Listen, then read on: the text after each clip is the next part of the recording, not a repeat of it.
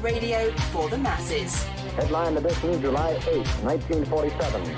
The Army Air Forces has announced that a flying disc has been found and is now in the possession of the Army. If the game is rigged, change the game. Game changer. I occasionally think how quickly our differences worldwide would vanish if we were facing an alien threat from outside this world. This is Fade to Black with your host, Jimmy Church, on the Game Changer Radio Network and KGRA, the Global Radio Alliance. I need your help to get to the year 1985. You're listening to Fade to Black with Jimmy Church on the Game Changer Network.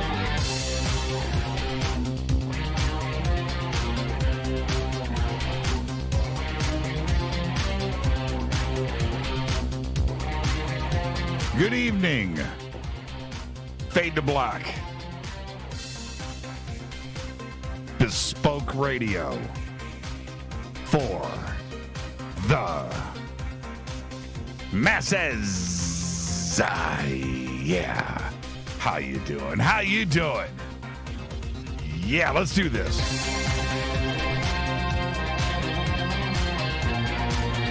Today is Tuesday, November 17th, 2020. 322 days into the new year, just 44 days left. We are live from a bunker that is somewhere in the middle of beautiful downtown Burbank, California. And I would like to welcome everybody listening all around the world, all across the United States. Hither and thither, to and fro, back and forth, up and down, east and west, north and south, far and near. This is Fade to Black for KJCR, the Game Changer Network, and KGRA, the planet. I'm your host, Jimmy Church. What is cracking, everybody? How you doing? How you doing? All right. What a great week on the show. Absolutely incredible. Dave Schrader last night. Tonight, Rick DeLano is here, first-time guest. Get ready for that. We're going to be talking about Rick's new film, and it's a hit. It's really good. It's called The End of Quantum Reality. Okay? Now, the links for the film and everything that you need to see are right there at jimmychurchradio.com. And you can go and click and find out how to go and see the movie. It's video on demand, so it's, I watched it on Amazon, and absolutely incredible film. I was telling Rick earlier today, I hope I don't repeat myself later on in the show, but film pops up. It's right there. It's a new release, and I'm reading the description. I'm like, what? Okay, here we go. And watched the film. Ended up watching it twice, but watching the film, and I want you to consider everything that I seem to repeat on the show over and over again. And I've done it for years. And that is, I think that I'm going to speak about this in a minute, but one of the things that is out there, and it bothers me, is you have science, hardcore science, and you have spirituality, and which is the majority of the world, right? And then you have science, and they're just on a collision course. But you don't see it spoken about or talked about, and you've got to see it, The End of Quantum Reality. It's everything. We'll be speaking with Rick about this later on, and it's just an amazing film, and who it's about, what it's about, and the journey that is involved. It's just incredible. Tomorrow night, right here, Stephen Bassett. Stephen Bassett is going to discuss the upcoming new Biden administration. It's going to be sworn in on January 20th, 2021, and what their position on disclosure and the UFO question will be moving forward into 2021. What's going to happen? What does Steve think about this very, very important subject? Steve, of course, is live from Washington, D.C., and spoke to him over the weekend, when these marches were going on in Washington, D.C. on Saturday. And he goes, man, I'm looking out my window. I was like, really? I think he might have ventured out. I'm going to find out about that tomorrow night. All right, so Stephen Bassett is here. And then, of course, Thursday night is Fader night with open lines all night long. All right, I told you some of the late breaking news about Billy Carson, what he's got going on. He's got a new book coming out. He's got a remote viewing seminar coming up. He's got a movie documentary on the Black Knight satellite. I'm in the movie, and I think I'm going to be doing the narration. But that's another story. Oh, did I just spill the beans on that? I got a couple of film projects right now that I'm working on. Can't talk about yet. I want to tell the world about what's going on, but I can't do it. I can't do it. All right. Yeah, it's kind of a cool transition to go from TV, which now I've done so much of that, but so you kind of you get that out of the way, and it's like, okay, cool, been there, done that, and then moving into film, totally cool, totally cool. So I'll talk more about it when I can. Okay. But Billy Carson, ForbiddenKnowledge.tv, his new internet TV network, which you can go and sign up for. And I believe it's on all of the video on demand platforms now. But head over to ForbiddenKnowledge.tv, get signed up. First 3 days trial membership. You can go and check it out right now. He's got thousands of programs up there. Some of them I'm in. Yeah, so go peep it out. Check it out. Let me know what you think. All right, ForbiddenKnowledge.tv. And, of course, Crystal Skulls. You know what? One of the things I like to do every day, I come into the bunker. This is, can I just, one of my little secret pleasures is I go and look at Crystal Skulls. I go over to Carolyn Ford's website, and I'm just clicking. It is one of the funnest things you can do. Just head straight into her store and click, and she does really great photography, so you get to see and her site is so well done, but you get to go and do that, and she has got such a huge inventory, and it's always being updated. It's one of my favorite things to do. So all you have to do is go to EinsteinTheCrystalSkull.com. The links are over at JimmyChurchRadio.com. Use the promo code Jimmy. That's all you got to do. 10% off of your next crystal skull, maybe your first crystal skull. EinsteinTheCrystalSkull.com. Every time I mention it, I always turn around and go, look what I've got here. 1, 2, 3, 4, 5, 6, 7, 8, 9, 10, 11, 12, 13, 14, 15, 16, 17, 18 crystal skulls here in the bunker. Yeah, don't you want one of those? I mean, what's a cool one? Look at this one. His name is Anton. Look at that. I mean, right? Oh, just absolutely incredible. You want one of these? Come on. You know you do. EinsteinTheCrystalSkull.com. Follow me on Twitter at JChurchRadio. At JChurchRadio. Sandbox is right in front of me. I'm watching all of the posts. I disagree. Biden will not be sworn in. He is not the president. You go, Madeline. Stay the course. Stay the course. Believe. Believe. Hey. It's funny. That whole thing that's going on right now is just crazy town. I don't do politics on the show, but I made this statement earlier today. And can I just say something? I want everybody to just listen to me for a second. Cut the crap out. Cut it out. I'm an American. I was born here.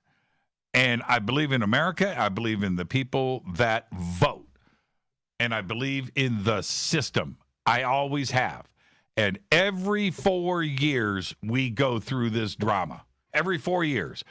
Somebody's bummed out. Oh, man, he's not my president. Oh, man, we lost. I can't stand.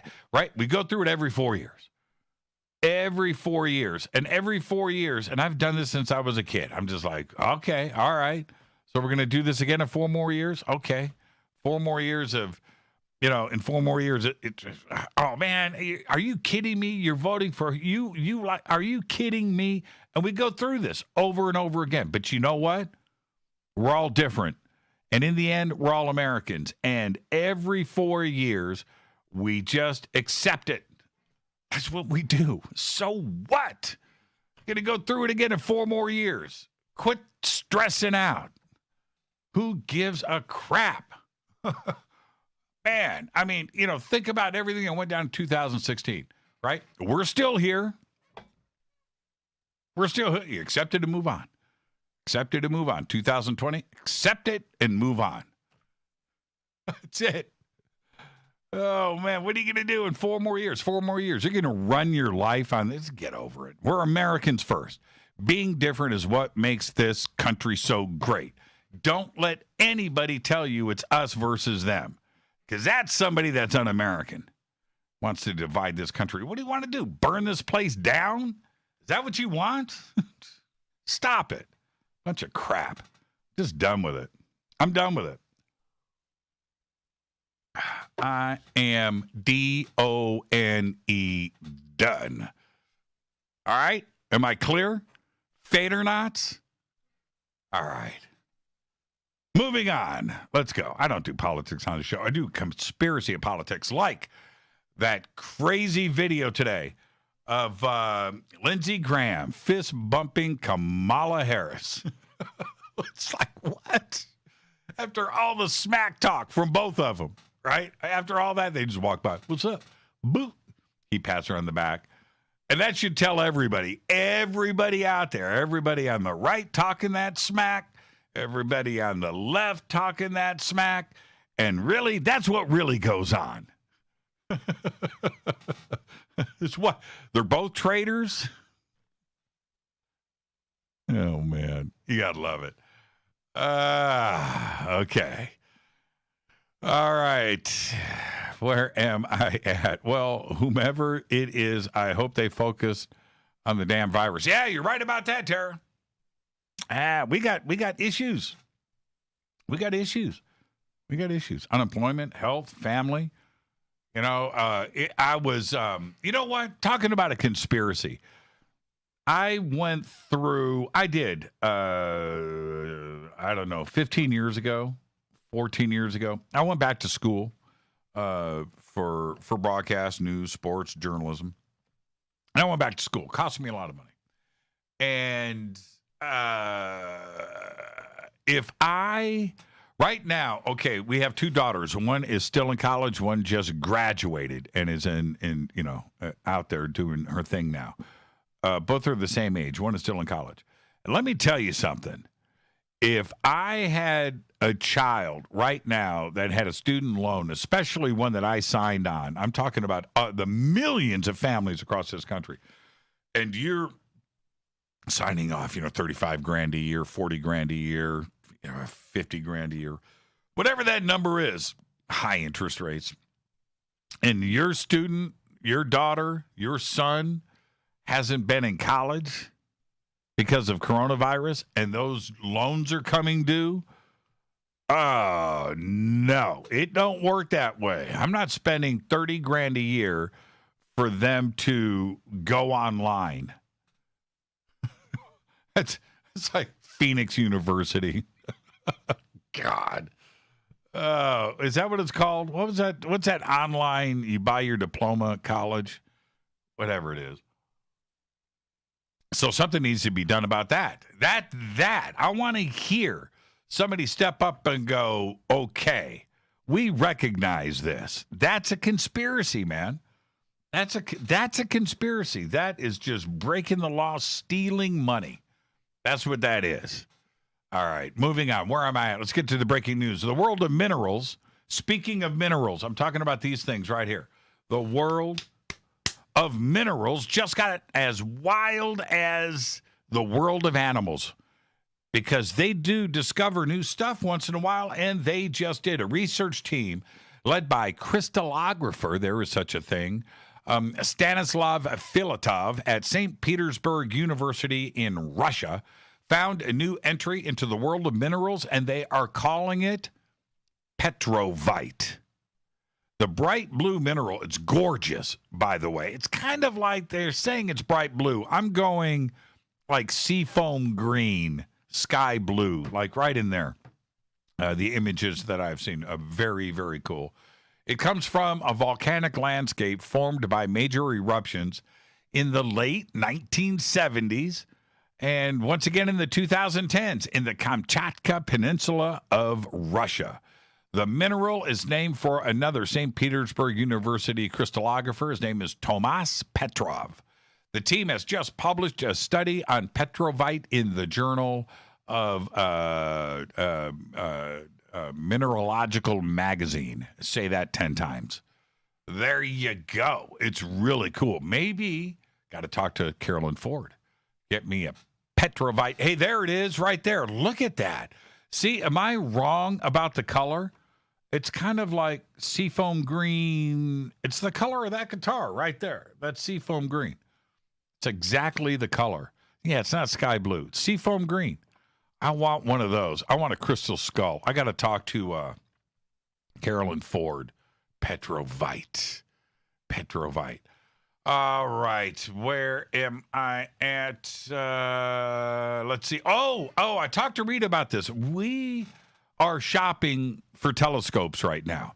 Don't want to spend a whole lot, couple of $100. No big deal. Just something to check out, because we're in the backyard, we're looking and we, just get something. Not going to spend a ton of money on it.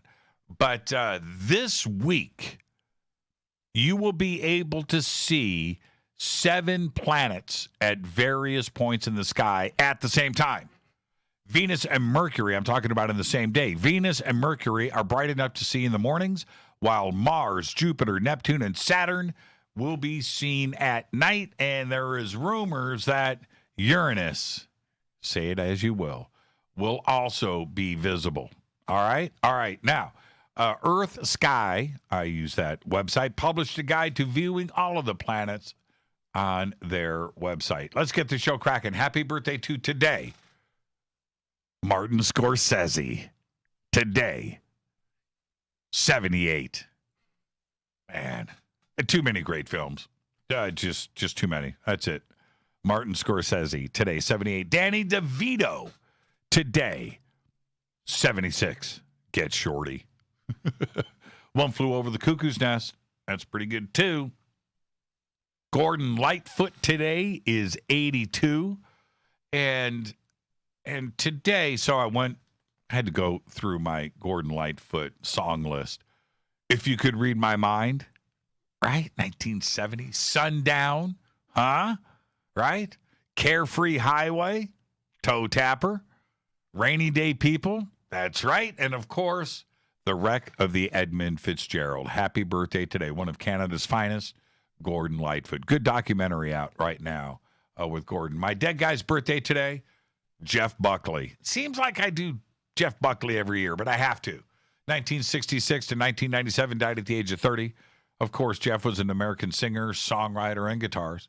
After a decade as a session guitarist here in Los Angeles, Buckley amassed a following in the early 1990s by playing cover songs at venues in Manhattan's East Village and recorded what would be his only studio album, Grace, in 1994. Jeff's cover of Leonard Cohen's song Hallelujah went #1 on Billboard's Hot Digital Songs in March 2008 and reached #2 in the UK singles chart that December, 11 years after his death. On May 29, 1997, while awaiting the arrival of his band from New York, Jeff drowned during a spontaneous evening swim, fully clothed in the Mississippi River in Memphis. He was caught in the wake of a passing boat, and his body was found a week later on June 4th. He was just 30 years old. On this day in history, 1558.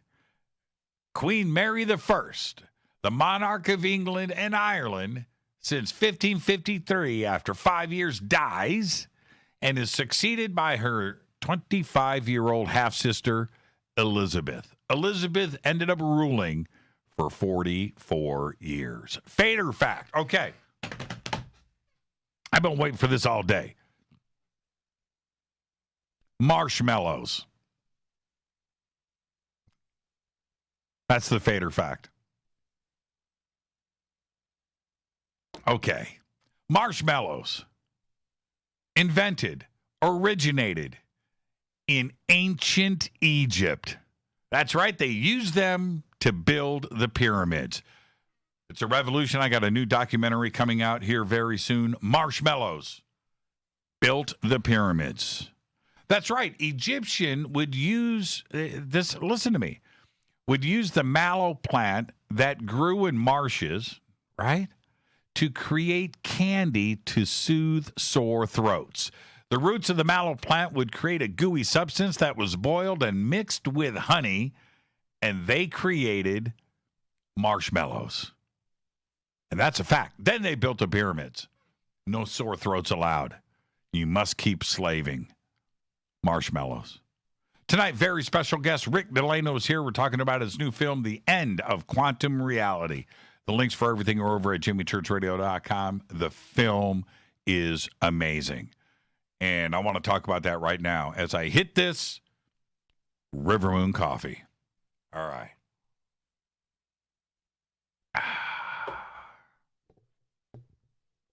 I want to go back to my comment last night that I've made many times on the show in the past, and that is, quoting myself, the most spiritual person in the world is the physicist when the plane is going down.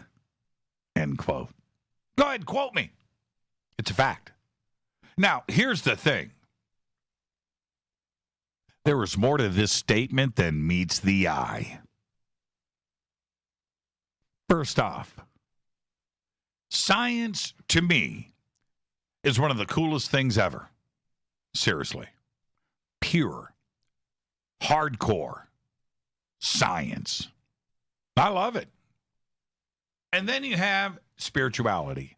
In any form, to me, is also cool. All of it. I wonder and ponder the significance of it all. I do. It's absolutely the best. The two, if you think about it, although clearly defined by so many with a line in the sand drawn, the two totally exist side by side. And I don't have a problem with it. So, why do so many, the vast majority of scientists, absolutely quiver, shake, and are visibly negative when it comes to the question of spirituality and or consciousness? They freak out. Personally, I don't get it. It's so easy for me to understand both. And I see where they totally fit together. I get it. So if I can do it, why doesn't the scientific community have the same open mind? You see, Isaac Newton, case in point, one of the most undisputed geniuses in history, whose theories on gravity are not only in use today, are also some of the most quoted in science. Dude was one of the most spiritual and God-fearing men since the beginning of time. And nobody has an issue with it. I don't get it. You see, all of science is nothing more than a series of thinking outside the box. Presenting a theory, testing and proving, and then correcting it over and over again. And then correcting the over and overs. That's what it is. Science is a series of corrections. Real science is about thinking or dreaming about something crazy. Maybe it's groundbreaking. It's certainly different. And then trying to figure it out. That's it, right? Isn't the spiritual path one and the same thing? Simply stated, I can listen to a physicist, any physicist. I can listen to a physicist drone on for hours and hours about the multiverse and time travel and entanglement and gravity waves and extraterrestrial life and the Big Bang. Right? And they seem to have all the answers. And that's cool. And I love it. But when the question, the real question that is on everybody's mind comes up, right? Which is, okay, that's fine. But what is consciousness? Right? And they just shut down. And their answer is always the same. They'll, smug, great question. I don't know. But it's all probably chemistry. They can't explain how they are able to think, how to speak, how to laugh. And it's a bridge they just don't want to cross. Personally, I don't know why. I'll never forget. I've said this so many times, but it's true because I respect Sean Carroll. All right. Even when, he wrote me back and said, I'm just too busy to do this show. Get a hold of me in 6 months. 2 days later, he's on Rogan, whatever. But anyway, I'll never forget when Sean Carroll was asked the question, do you believe in ghosts or life after death? And his answer, quote, right? I don't have time for such things. I think about reality. I spend my days working on numbers and equations. And you see, his words were measured, almost too prepared. And it made me wonder if old Sean is laying awake at night in his bed, just head on the pillow going, what's it all about, Sean? He has to. He's too smart. Now, putting consciousness to the side for a moment, there's another piece to this puzzle that has to be discussed, and it is this. There are only so many particles, so many chemicals, so many gases and such throughout the universe, and beyond that, there are only so many ways that they combine. It's a numbers game. It's not infinite, but somehow the basic of the basics, and I'm talking about amino acids, carbon, water, have learned to combine into RNA and DNA. Life. You see, you build a machine to do something, it works until it breaks. You fix it or throw it away, but it ain't going to fix itself. The cells in our body, or any living thing for that matter, they repair, they fix. They change, they modify, and they do whatever it takes to survive. Trillions of times per second of every day of every year in the body that makes up you or your dog, the tree in your front yard. And they do this nonstop like magic. Anybody can tell me right now how the F this is possible, right? I'll send you a t-shirt. I just want to know. A scientist, a physicist, any of them will answer this with, it just happens, man. It's chemistry. That's it.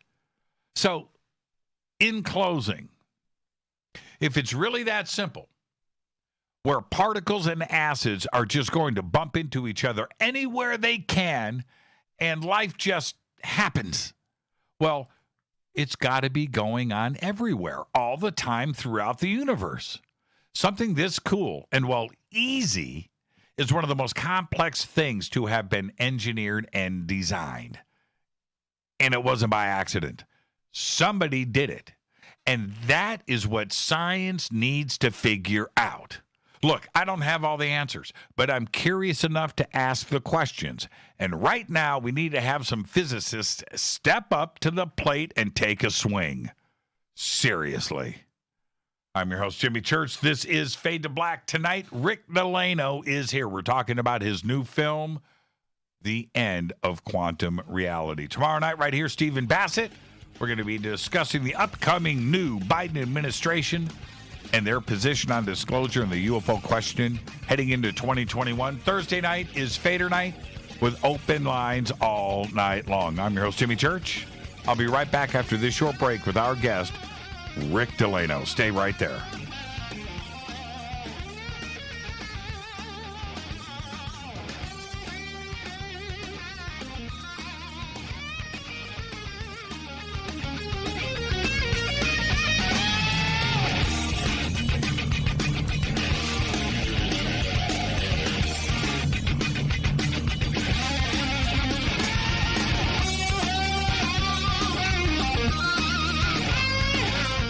This is Nicole Church, daughter of you-know-who, and you're listening to Fade to Black on JimmyChurchRadio.com and the Game Changer Network.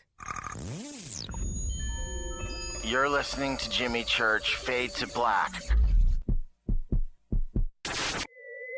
Fade to Black will now pause for alien identification. The station that talks the net. KGRA Radio.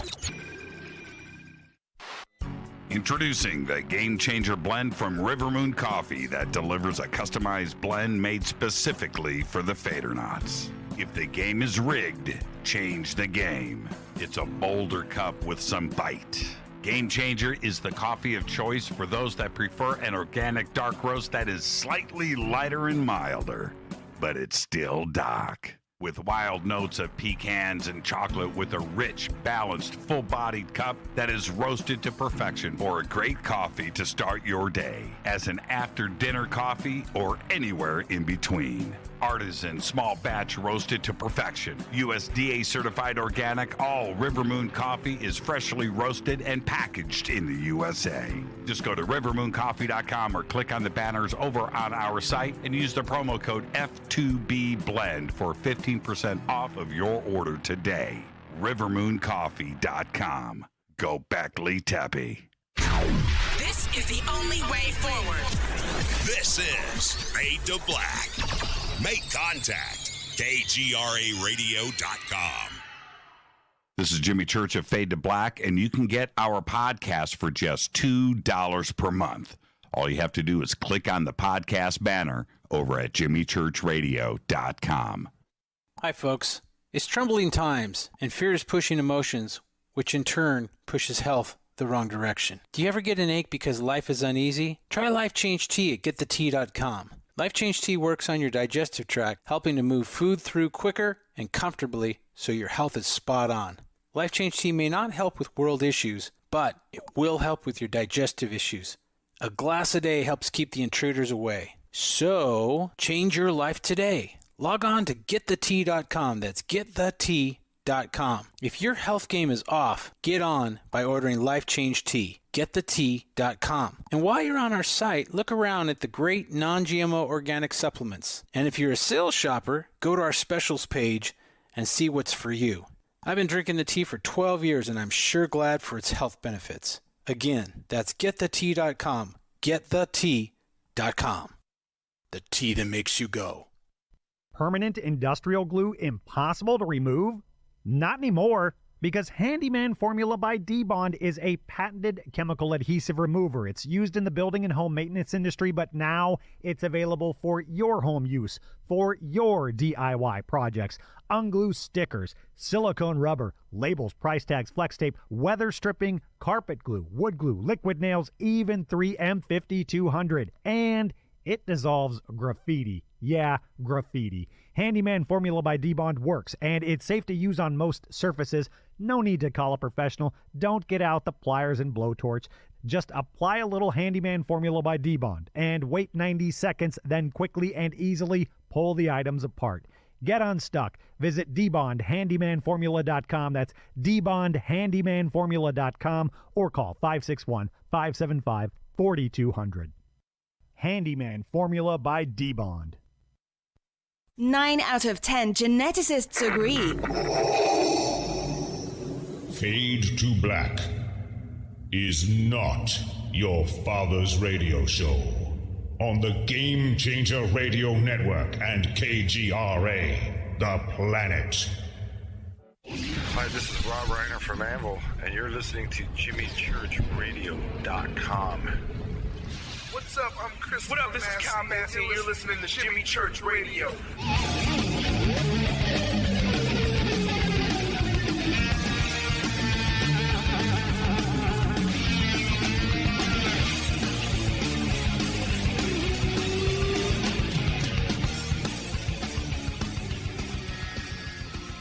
All right, welcome back. Fade to Black. I am your host, Jimmy Church.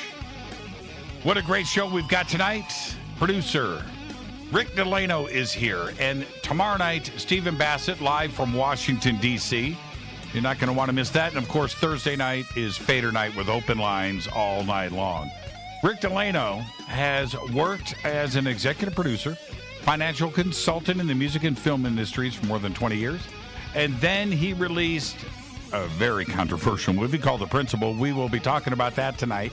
But his newest production is The End of Quantum Reality, a work based on the discoveries of former MIT mathematics professor Dr. Wolfgang Smith. We are going to talk about all of that tonight. And I want to welcome for the first time to Fade to Black, Rick DeLano. Rick, good evening, man. How are you? I'm great, Jimmy. Thanks for having me on. Hey, you get the first-time guest disclaimer, Rick. The next time we have you on the show, you're not going to get it. But here we go. And it's this. It's just you and I sitting on my couch having a conversation as friends. And where the conversation starts, where it ends, but we're going to end as friends. There you go. All right. You ready? Works for me. Right on.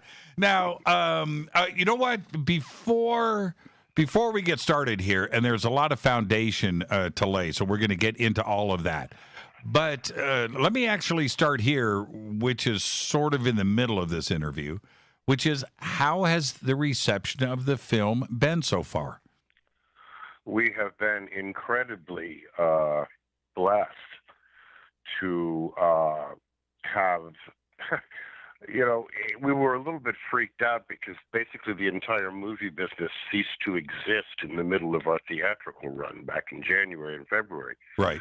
We had played about 15 cities. We had all kinds of new opportunities opening up, and then all of a sudden the movie business ceased to exist. And we didn't really know what kind of an effect that was going to have on our digital release, and we are just stunned. This film has sold into over 60 countries around the world already. We have had just remarkable response to the film. We've basically been completely ignored by mainstream media. The couple of reviews we did get in mainstream papers were basically just contemptuous.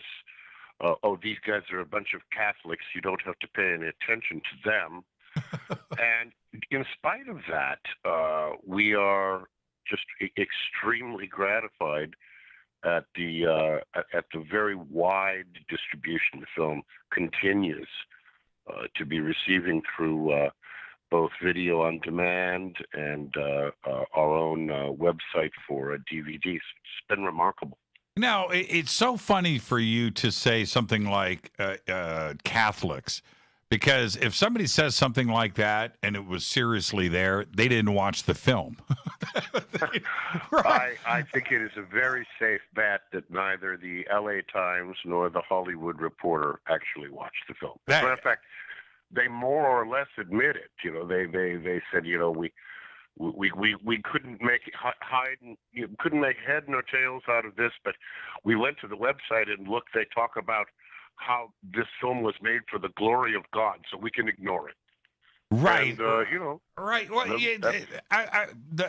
I would say, well, there's so many groundbreaking things in the film, but my response to that, and I want your response, is that one of the things that I thought was a revelation in the film and so warm and cool was Tibet, right? What does that have to do with the Vatican? Somebody connect the dots for me. This is what's so remarkable about Wolfgang. I mean, when I first started to really get to know Wolfgang, and I realized what a remarkable man this is. I mean, here is a guy who was accepted into Cornell at 14 years of age. By the time he was 18, he had graduated with majors in mathematics, physics, and philosophy. He had a master's degree in quantum mechanics from Purdue by the time he was 20, and then he took off to India. And never intended to come back, by the way. It was never his intention to come back. He's such a remarkable man. He said, I wanted to climb this ladder that I knew I could only find in the remnants of the ancient Vedantic traditions still to be found deep in the Himalayas. I never intended to come back. And I said, well, why did you? And he smiles and he says, because I wasn't good enough. I couldn't climb that ladder. But nevertheless, I came back an entirely changed man. And this is such a remarkable man. He not only completely swims to the deep water of the most advanced Western science, mathematics, philosophy, he has also made direct living contact with the most ancient wisdom schools of mankind that at that time were still to be found. You had to go way up into the Himalayas to find them, but they were still there. And he contacted these people, and he swears to me up and down that what he received over there is something he never could have received anywhere else. Right. And that his entire subsequent course of his studies, of his life, of his writing, were deeply influenced by this experience and encounter with the ancient traditions of the Hindu tradition. Don't you feel that, and again, we're getting ahead of our skis, but I love the conversation. Don't you feel that if you are going to pursue a life of physics and that you want to make that your career, and especially in the quantum side, maybe astro too as well, but if you're going to go there, that you need to do a 6-month sabbatical in your courses and go to Tibet? Oh, right? Oh, I can't tell you how much I agree with that. It's especially now. I mean, I suppose for a while, I mean, let's face it, the Enlightenment had a very, very good run. I mean, golly, for 300 years, it really was possible to believe that these guys had found the magic key.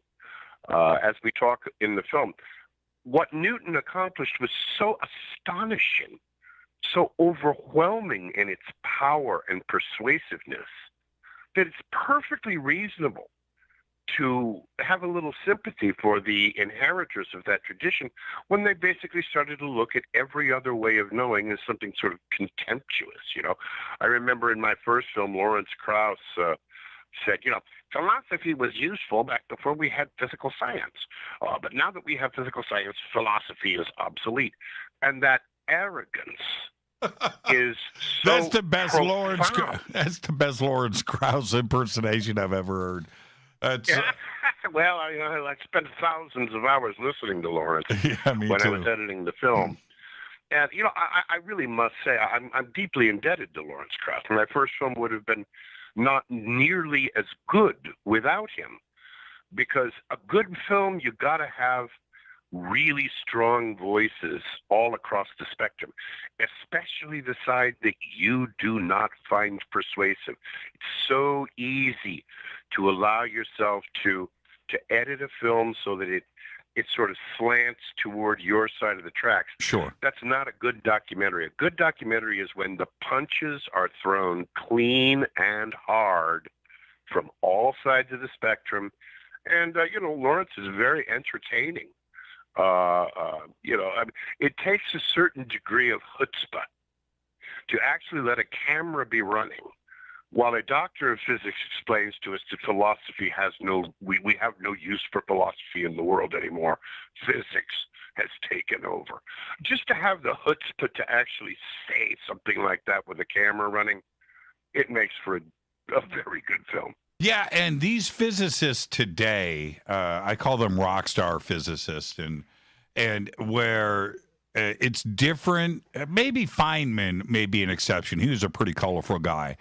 Yeah, but he is an exception. He's a great physicist. Yeah, great physicist, and knew how to be theatrical. You know, he was really good at it. But his lectures are just hilarious. They are so entertaining. I love them. But today, you know, with Lawrence Krauss and Sean Carroll and Green and even Dawkins, you can throw him into the mix.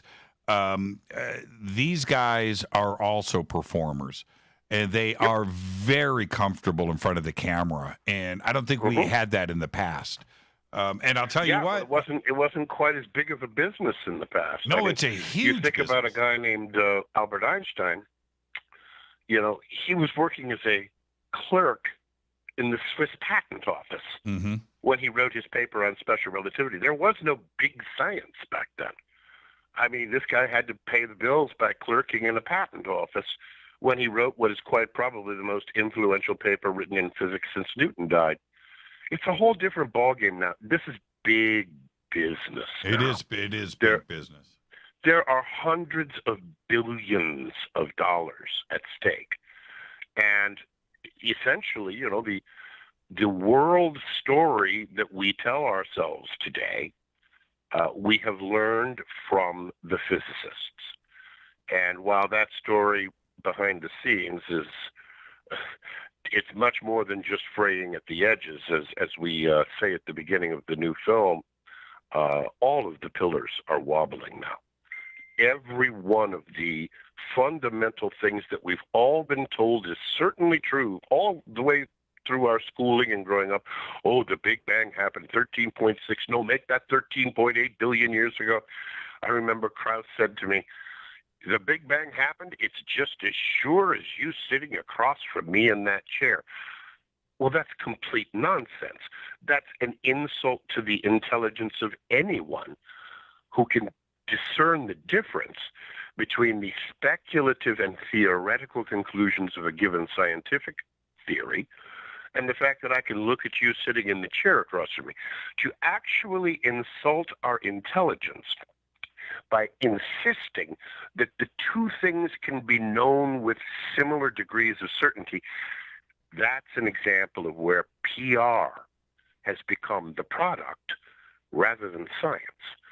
Guys like Einstein, guys like Heisenberg, there was no celebrity involved at the early stages of their career. Later on, of course, they got it. Mm-hmm.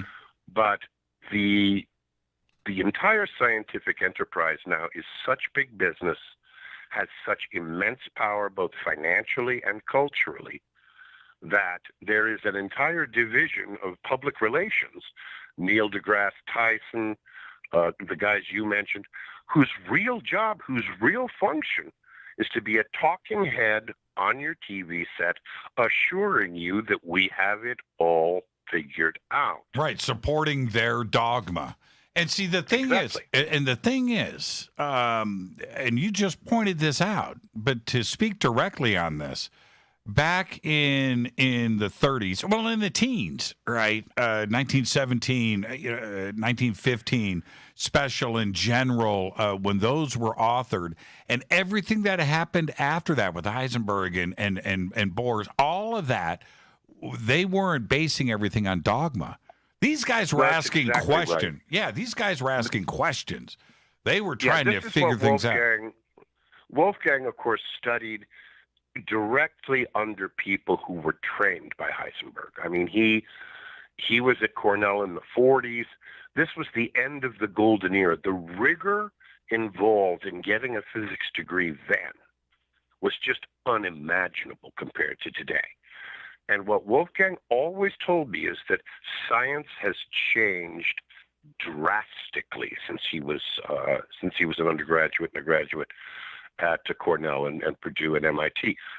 That the degree of rigor that was required under his professors is simply unimaginable compared to the essentially PR operations that we see just very powerfully spread and supported across the popular science press today.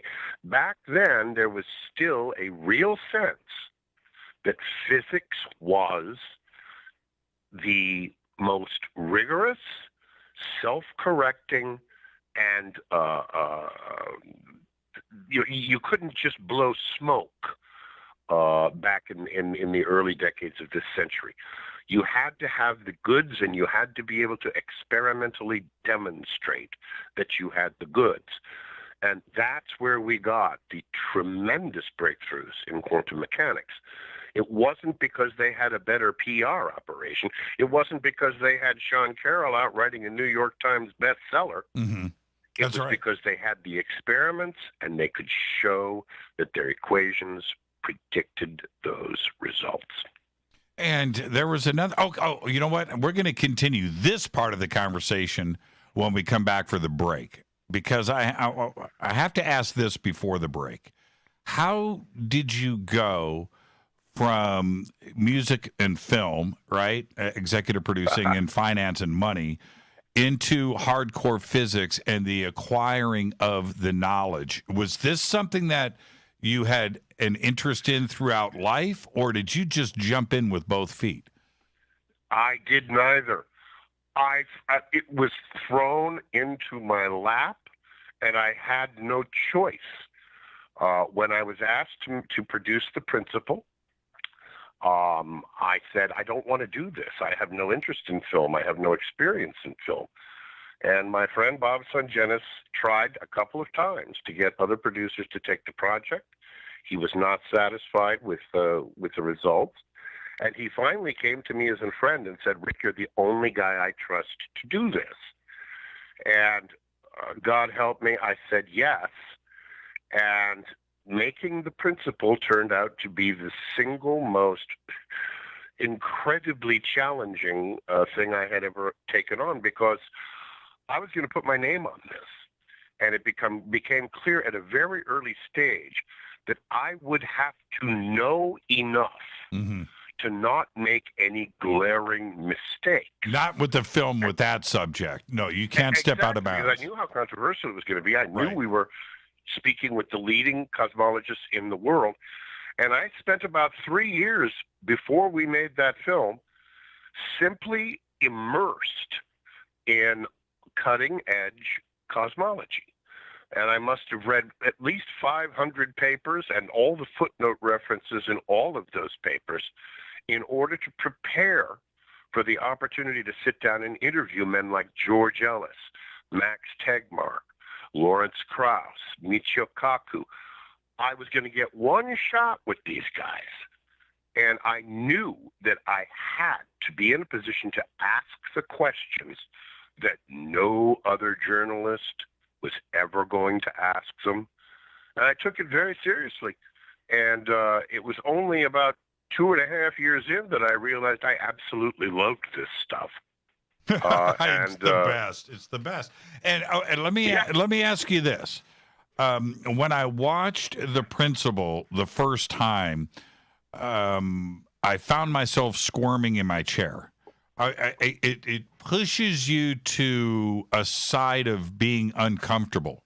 It does. That's the job of the film. Well, when I started producing documentaries, I took as my guiding principle that a good documentary film exists for one fundamental reason, and that reason is this: a good documentary film will afflict the comfortable and comfort the afflicted. That's right. That's all I ever try to do. Well, you pulled it off in The Principal. I mean, I'm going to tell the audience, earlier today I told Rick, I said, look, I didn't really agree with much of The Principal, but it made me think, right? It really made me think. And and just like anything else, I don't want to agree with everything, Rick. What's the challenge in that? Right? Bravo, man. I mean, there's so much prepackaged, lead you around by the nose out there. To me, the most important thing we need to recover as a culture is the ability to think for ourselves and learn how to think better for ourselves. And, just as a documentary filmmaker, I want the tension. I want there to be very strong conflicts. And I want each of those arguments to be very, very persuasive. Mm-hmm. And if nothing else, I hope that I will do just what you said. I hope that I will give you something to think about. And let me ask you this. We've got 3 minutes before the break. Okay, so take your time. But out of everybody, and that includes Wolfgang, tell me that Max Tegmark was as cool as I think he is. Oh, Max was the absolute star of The Principal. Hands down, no doubt about it. It's funny. I must say that of every person I have interviewed for both films, Wolfgang Smith stands head and shoulders above everyone else that I interviewed. George Ellis was the smartest person I interviewed for The Principal. Sure. But in terms of Who did the camera just absolutely love? Who brightened up the screen every time he was on it? Who left us absolutely jolted every time he appeared on screen? That would be Max Tegmark, hands down. Yeah, I totally agree. And there are a couple of physicists out there. Now, of course, Wolfgang is unique unto himself for his own reasons, and we'll start to get into that after the break.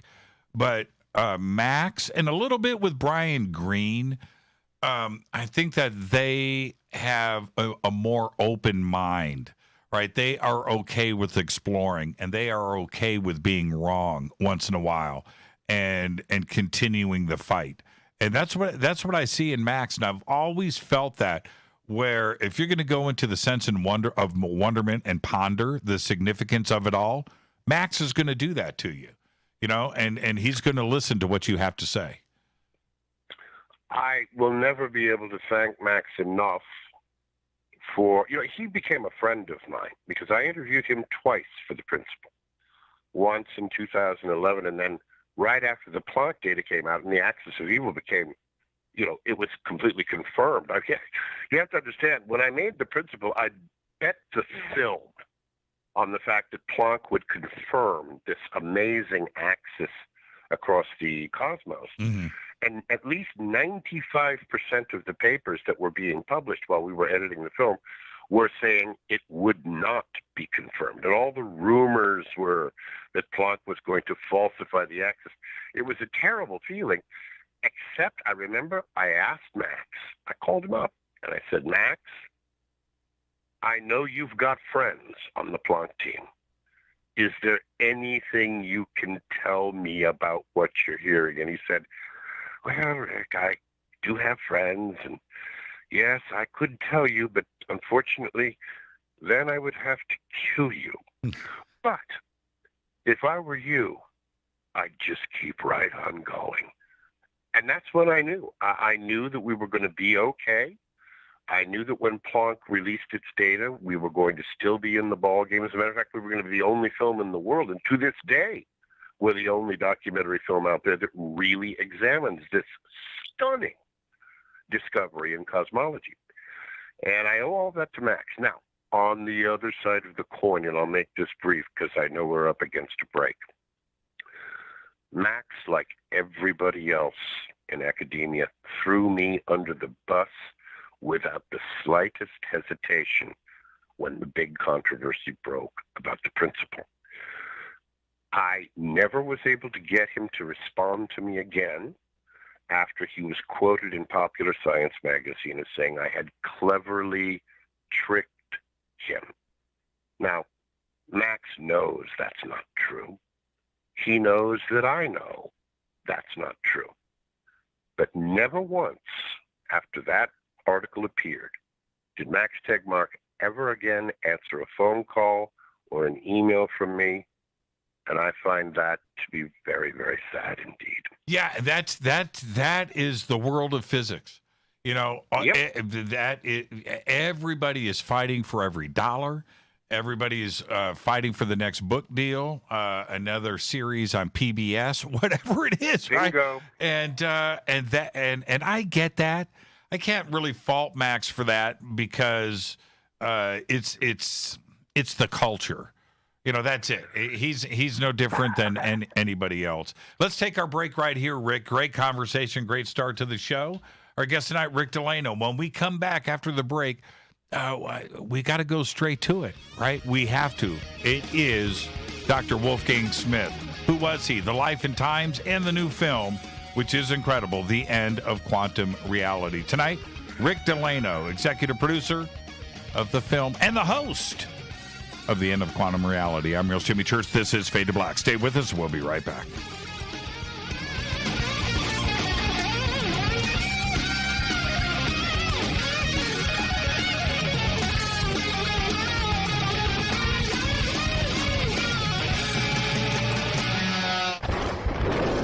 This is Fade to Black with Jimmy Church on the Game Changer Radio Network and KGRA, the Global Radio Alliance.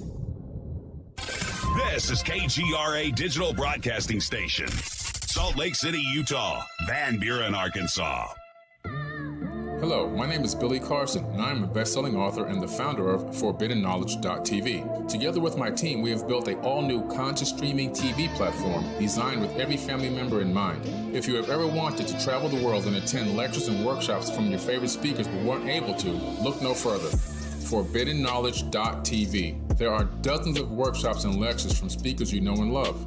We have also included amazing categories to assure that your consciousness is entertained and elevating on a daily basis. Amazing interviews, ancient history, ascension knowledge, wisdom teachings, documentaries, conspiracies, mysteries, health and fitness, conscious cooking, meditations, finance, yoga, and so much more. To start your free trial on any mobile device or computer, surf to ForbiddenKnowledge.tv. That's Forbidden Knowledge with the number 4, ForbiddenKnowledge.tv. Again, visit ForbiddenKnowledge.tv today. Listen, I know, and you know, that you've always wanted your first crystal skull. Or maybe you're a collector just like me, but you just don't know where to go to find the real thing. Then I met Carolyn Ford over at EinsteinTheCrystalSkull.com. Carolyn is the guardian of Einstein, one of the most respected ancient crystal skulls in the world. All of her unique skulls have been imprinted sitting with Einstein in his sacred lodge and are carved from the finest gemstone and materials. Imprinting is the process of receiving the ancient wisdom from the master skull or master computer. Einstein, the ancient crystal skull. To see Carolyn's current collection of crystal skulls, just visit her store at EinsteinTheCrystalSkull.com or click on the banner over on our site. Don't forget to use the promo code Jimmy at checkout to receive 10% off of your order today. That's promo code Jimmy. Finding your first or next crystal skull is easy. Just visit EinsteinTheCrystalSkull.com. When you take the beans from Central America with dashes of Indonesian and African mixed in and then roast it to the dark side of fade to black, you create the ultimate brew of fringe. Introducing the Fade to Black blend from Rivermoon Coffee. Yes, Rivermoon's darkest customized roast was created for the love of Fade to Black. The alchemy of masterful roasting and smoking the beans is in every sip of this full-bodied, dark Java. I need my coffee dark, deep, with distinct bittersweet chocolate highlights, just like the bunker. Leaning further into the darkness of the roast is Fade to Black blend from Rivermoon Coffee. Just click on the banner at jimmychurchradio.com and use the promo code F2BBLEND for 15% off of your order today. Go Beckley Teppy.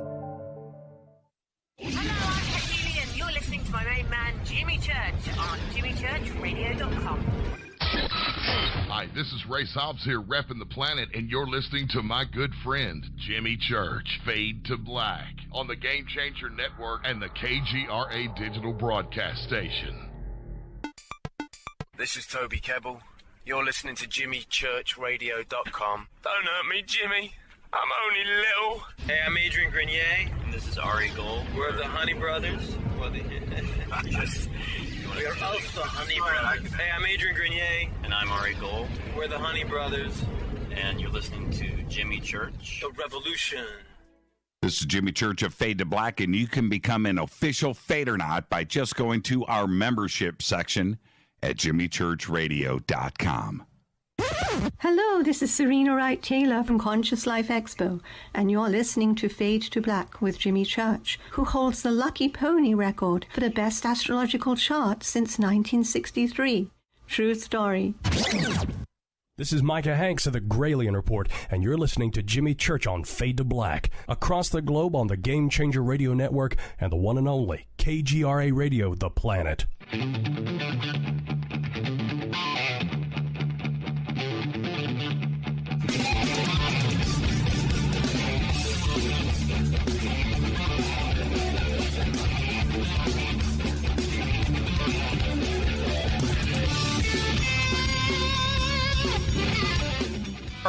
All right, welcome back. Fade to Black. I'm your host, Jimmy Church. Tonight, Rick DeLano is here. It's going to be a great conversation. Talking about his new film, The End of Quantum Reality. And for the bunker cam, I was just showing off everybody. I've got a foot of hair. It's still growing thanks to the pandemic. And there you go. I've had one haircut since January, and it's feeling good. I'm going back to my rock and roll roots. Literally. What a great film. And when it came up, it was on Amazon, and it's there. It's a new release. And I click on the description, and when it comes to film, I love science fiction and all of that. You know, that's cool. But my heart longs for black and white, pragmatic documentaries. Just give me the knowledge. I want to learn something, right? And it pops up, and I read the description. I was like, holy crap, this is impossible. It's like the perfect film, right?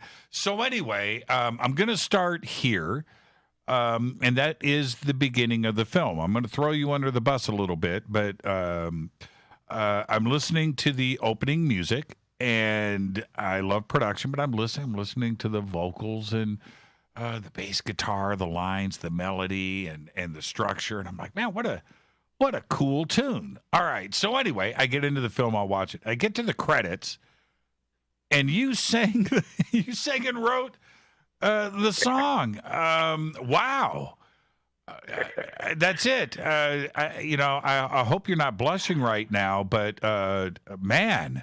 And so I want everybody to know, when you go and watch the film, that's Rick at the beginning of the film. Love the lyrics, by the way.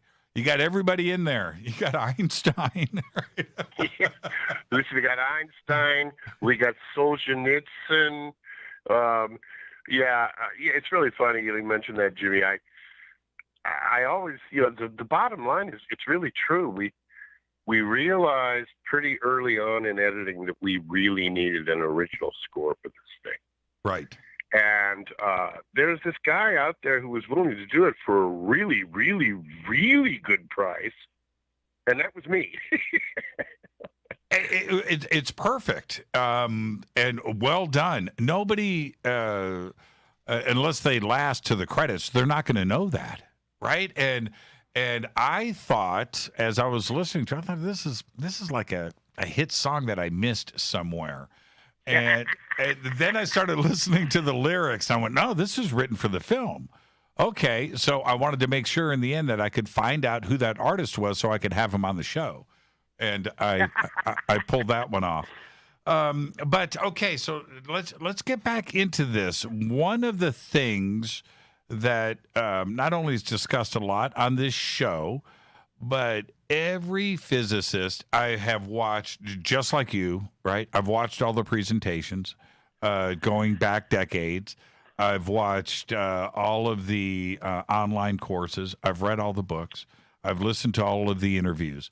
And everybody gets into Schrodinger's cat, which ends up, for most people, confusing them, right? Just the concept alone is crazy.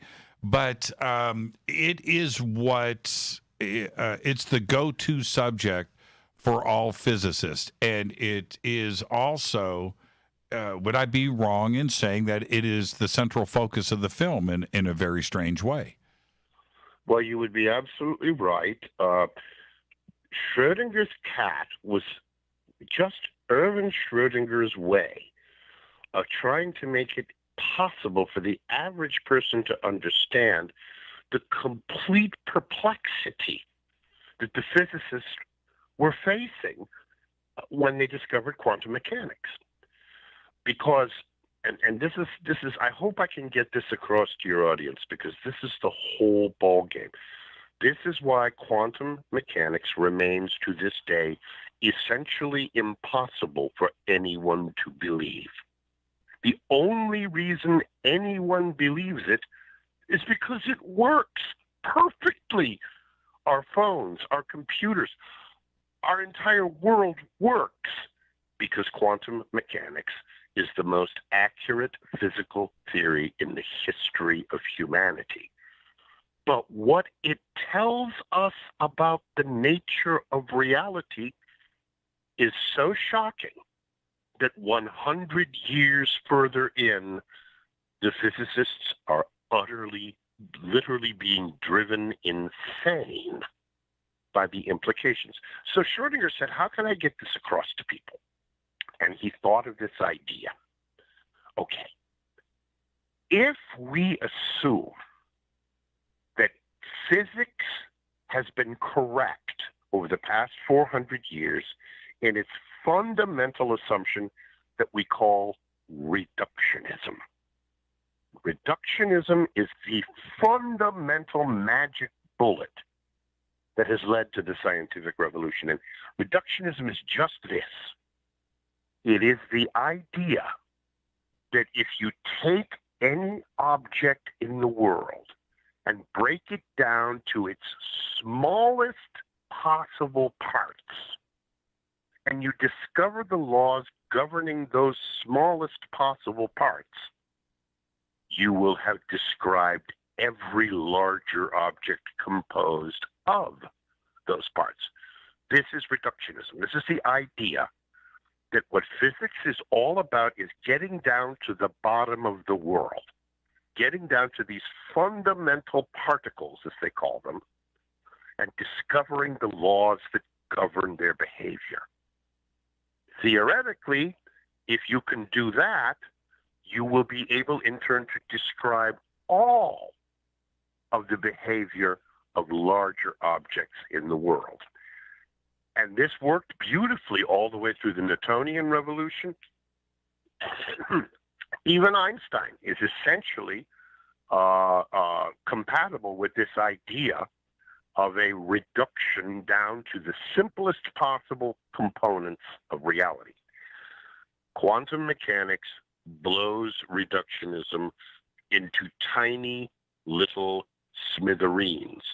It is the end of the attempt to explain the world by getting down to the bottom of the world, defining these fundamental particles, and deriving the rest of reality from them. And here's why.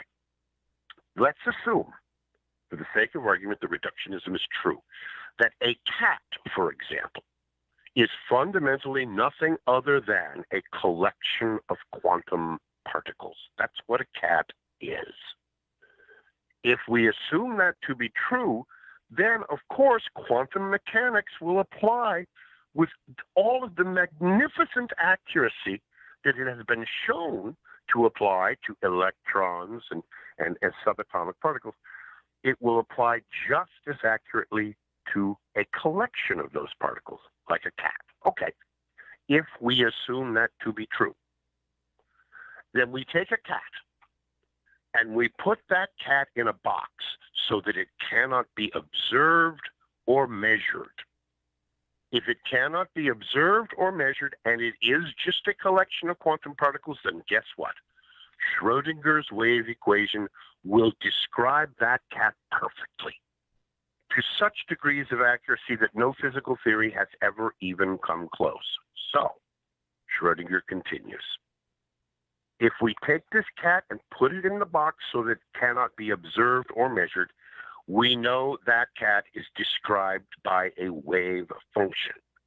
We know that wave function, in turn, allows that cat to be in many different states at the same time. This is the fundamental weirdness of quantum mechanics. When you do quantum mechanics, the mathematics requires you to admit that the quantum system can be in many different places at the same time, can have many different momenta at the same time, can have many different states at the same freaking time. Now, if that's true, then when we put that cat in the box, that cat is in a superposition. They call it a superposition of states. One of those states equates to the cat being alive, and one of those states equates to the cat being dead. So let's put a Geiger counter in there, and we'll put a radioactive element in the box. And if that Geiger counter registers an atomic decay, that Geiger counter is going to click, and that's going to in turn release a hammer, and that's going to crack open a cyanide jar, and that's going to kill the cat. Okay? Mm-hmm.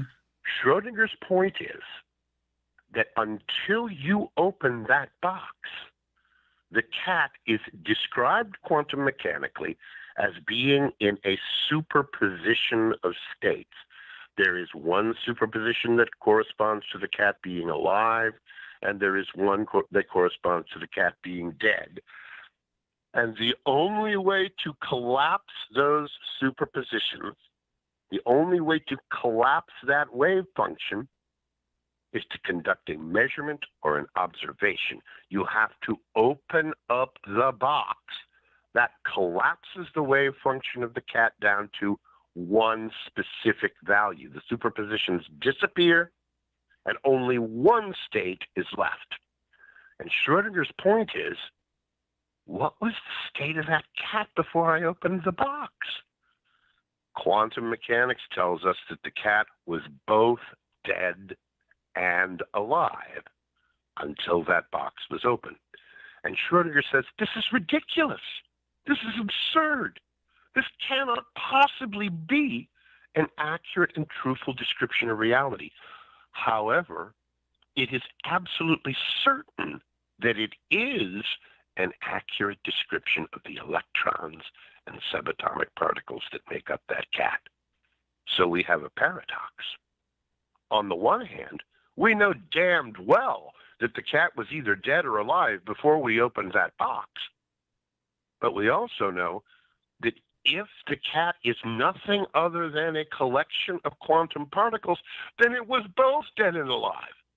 That is the fundamental paradox of quantum reality. Why is it that the world that we live in, we don't see cats multi-locating, we don't see dead and alive cats, we don't see billiard balls in 17,000 different locations in a sort of cloud around the pool table? That's not the world we live in. That's not the world as we perceive it. So what gives here? Is it possible that we are simply being subjected to some kind of drastic cosmic conspiracy? That in fact, in some universe, the cat is dead all the time, and in another universe, the cat is alive all the time. And when we open that box, we split the universe off into one particular version of the universe. That's how lost they are. That's how absolutely lost one has to be in order to hold on to this idea of reductionism. The other alternative is even scarier for most people. The other alternative is that the world does not reduce to the particles and fields and equations of physics, that there is something actually operative in the world that yields the world that we live in and is superior, is above, in a causative sense. The causation that collapses the wave function is not bubbling up from below, as the reductionist theory would require, but something above that level. There's causation emanating from above the level of quantum mechanics that collapses the wave function and yields the world in which every cat is either dead or alive. So the question is real simple. Is reality quantum in nature, or is reality not quantum in nature? And I must say, this question is of such profound importance. It is it will determine the future to a far greater extent than Copernicus changed the future with his heliocentric theory. That changed the entire picture of the world. How we answer this question about quantum reality will determine the kind of world that our children and their children grow up in. Do we, do the physicists and the quantum mechanics side of things, do they wield too much power? And before you answer before you answer that, though, and I'm talking about the status quo, the average person, right? I can't interpret the algorithms. I can't interpret the math. We depend on the physicist in these equations to represent those to us in theatrics, right? To explain what these numbers and symbols mean. We don't know. Do they wield too much power because of that? They absolutely do. It's analogous, I think, to look at the world that we had before the Enlightenment. The magic box in that world was the Catholic magisterium. Mm-hmm. The Catholic Church was in possession of oracular knowledge direct from God, and any question that impinged upon the Catholic faith would be infallibly expostulated, punishable, by the church, right? And the world would operate based on that. In other words, that's where we went for our answers. Right. Now, my question to you is, did they have too much power? Well, I can certainly think of several people who would probably argue that, in fact, they did. I think Galileo would have something to say about that. I think he would, and certainly Bruno. I mean, poor Bruno.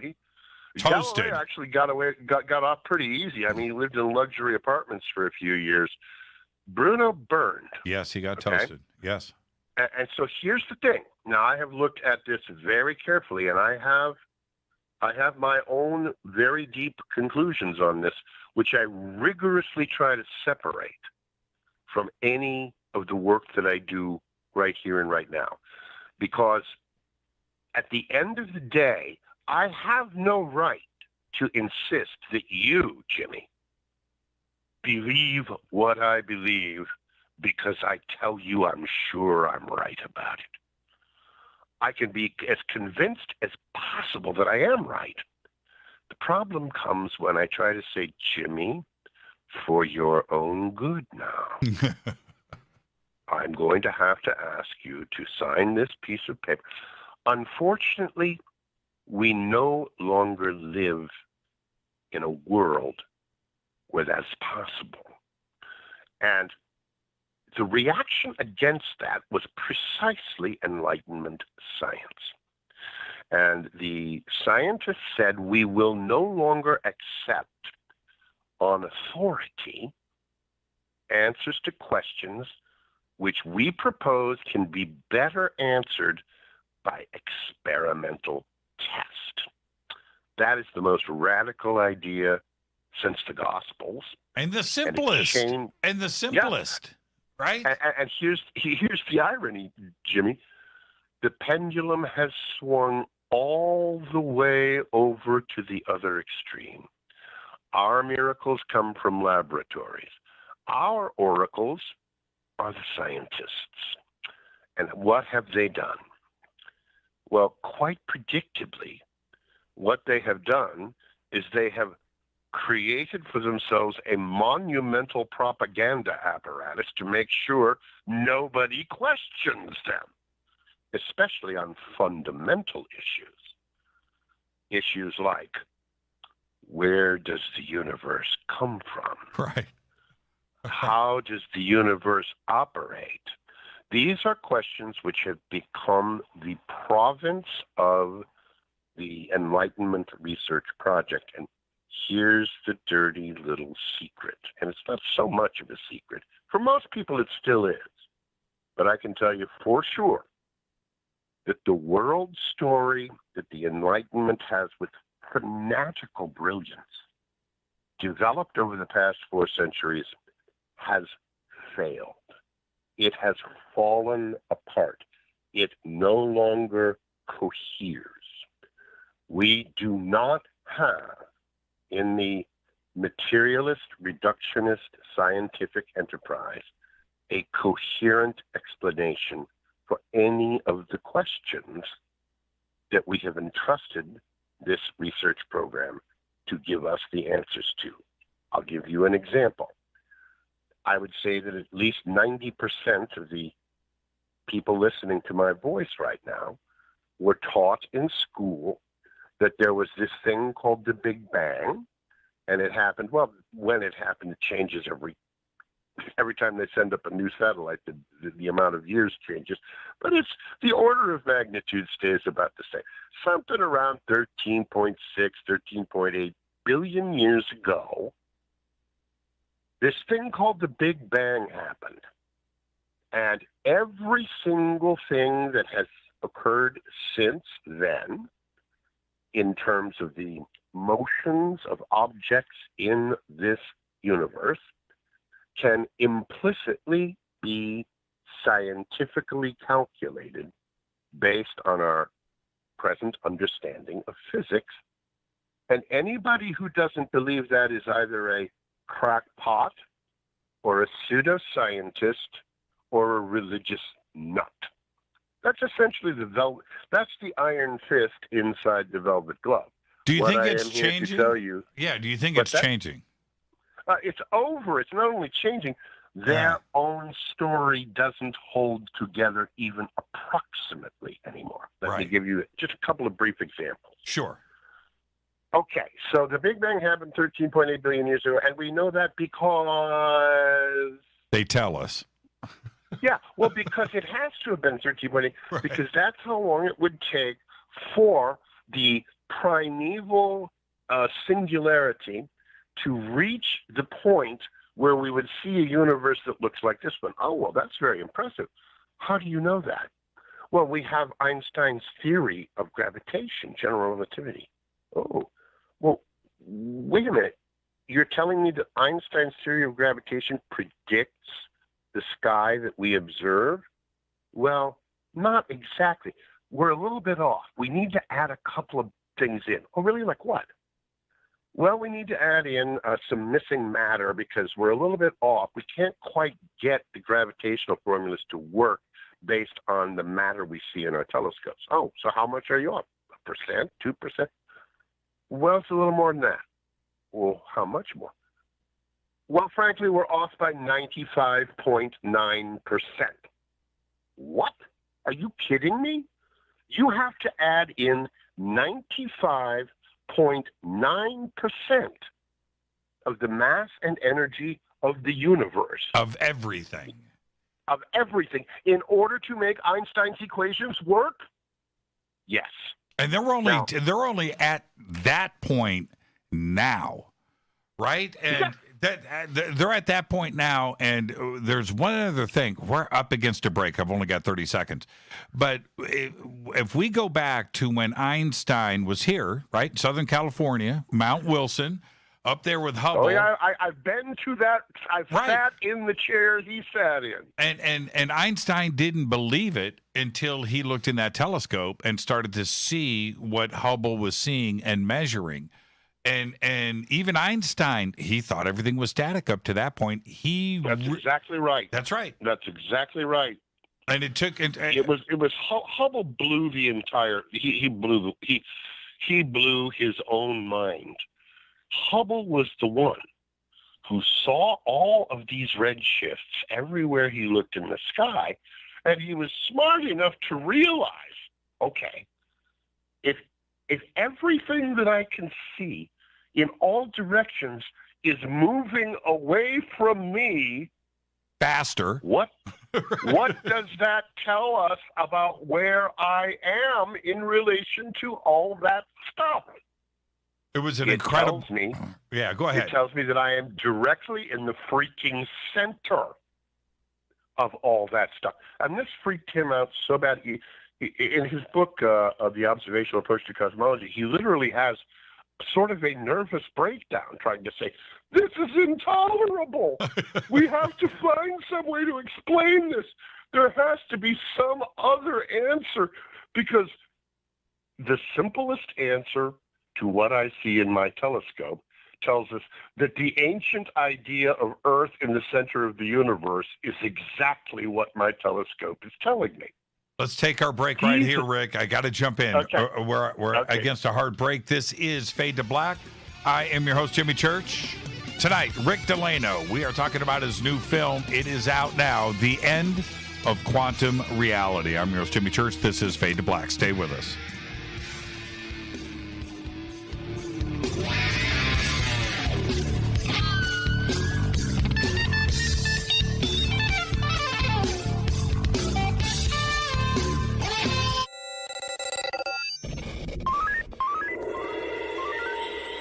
here. We listen to Jimmy Church.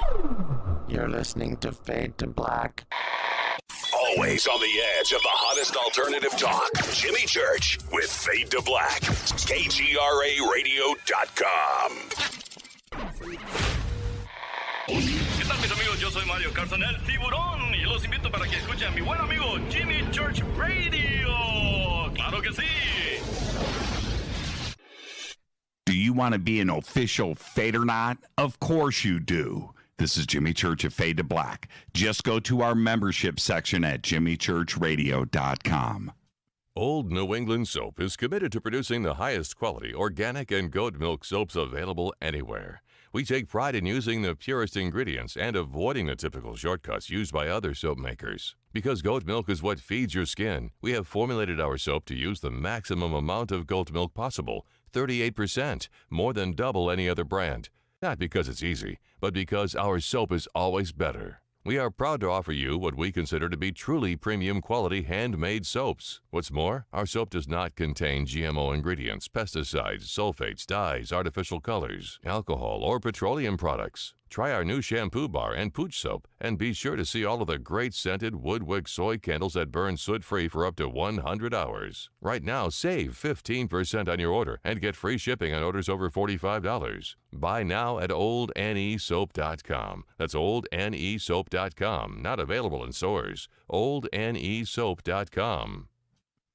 So, you love talk radio? Then you'll love TalkStreamLive.com. TalkStream Live is always on, 24/7 with the best streaming talk shows. Find your favorite talkers and discover some new ones. It's free, readily available online or on mobile with any smartphone or tablet. Finding your favorite talk shows all in one place has gotten a whole lot easier. Just go to TalkStreamLive.com. Be sure to download the free apps from Google Play or the iTunes App Store.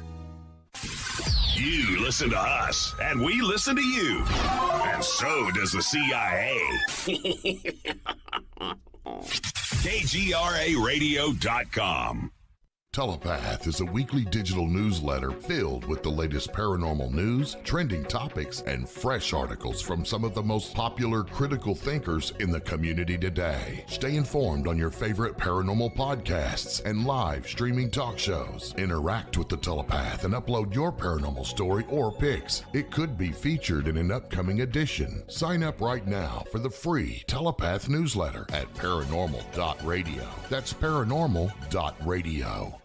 Including the network you're listening to right now, the Paranormal Radio app, free in Google Play and the iOS App Store. You are listening to Fade to Black with Jimmy Church on the Game Changer Network. Oi, oi, I'm Reese Evans. You're listening to Jimmy Church. This is Revolution. The revolution will not be televised. The revolution is on radio. Ciao.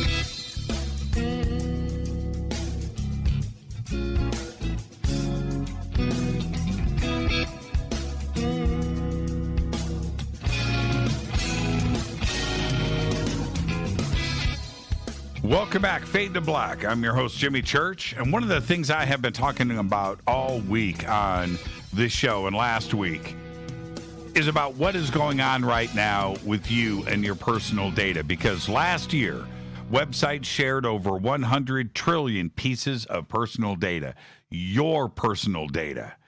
The data has been taken from you and on the website that you are on right now. That's right. And I don't like being spied on by advertisers, which I don't like being spied on by anybody. I run a lot of computers here in the bunker. 6 computers run this show each night to get it out to you. Each one of them runs Virtual Shield VPN. If you want to browse the internet anonymously and securely like I do, you need to visit virtualshield.com /Fade to Black. Very simple. We have banners over at jimmychurchradio.com, and you can also click on the link in the video description box below. And when you do, you will get Virtual Shield VPN for free today. Click on the link and get Virtual Shield. Do it now. I'm your host, Jimmy Church. Our guest tonight, Rick DeLano, and we're talking about his new film, The End of Quantum Reality. And before the break, when we're discussing these amazing discoveries that happened all the way back in 1922 with Edwin Hubble and convincing Albert Einstein that the universe was not only expanding and not static, but it was speeding up. And all of this wasn't confirmed, as we know now today, Rick, all the way until 1998. And today the discussion is about what is actually doing this, and dark energy. We can't see it, we can't measure it, but this is actually what is happening right now, and that's where we are today. And I'm not sure that the physicists and astrophysicists out there in the world can even answer these questions. Well, it's even worse than that, Jimmy. These ideas, dark matter and dark energy, we are constantly treated to expositions about what these things might be. It's admitted that, yes, strangely enough, we haven't found the slightest evidence for either of these things, which, by the way, make up 95.9% of the mass and energy in the universe. In other words, the mainstream science story today requires us to believe that we are unable to detect what constitutes 96% of the universe, just that we could observe. Now, that's pretty disquieting to me, but okay, let's say for the sake of argument that that's just the way it is. We have 95.9% of the mass energy budget of the universe that has so far managed to escape the most exquisite attempts to detect them. Okay. What's the other possibility that no one ever talks about? The other possibility, Jimmy, is that dark energy and dark matter are simply terms added into the Einstein equations to bridge the otherwise insuperable gap between theory and observation. In other words, the other possibility is that our theories are wrong. That's right. And we are patching them up with these hand-waving appeals to dark matter and dark energy because we know they have to be there. Otherwise, our theories are drastically falsified by direct observation. Now, this second possibility is essentially never talked about.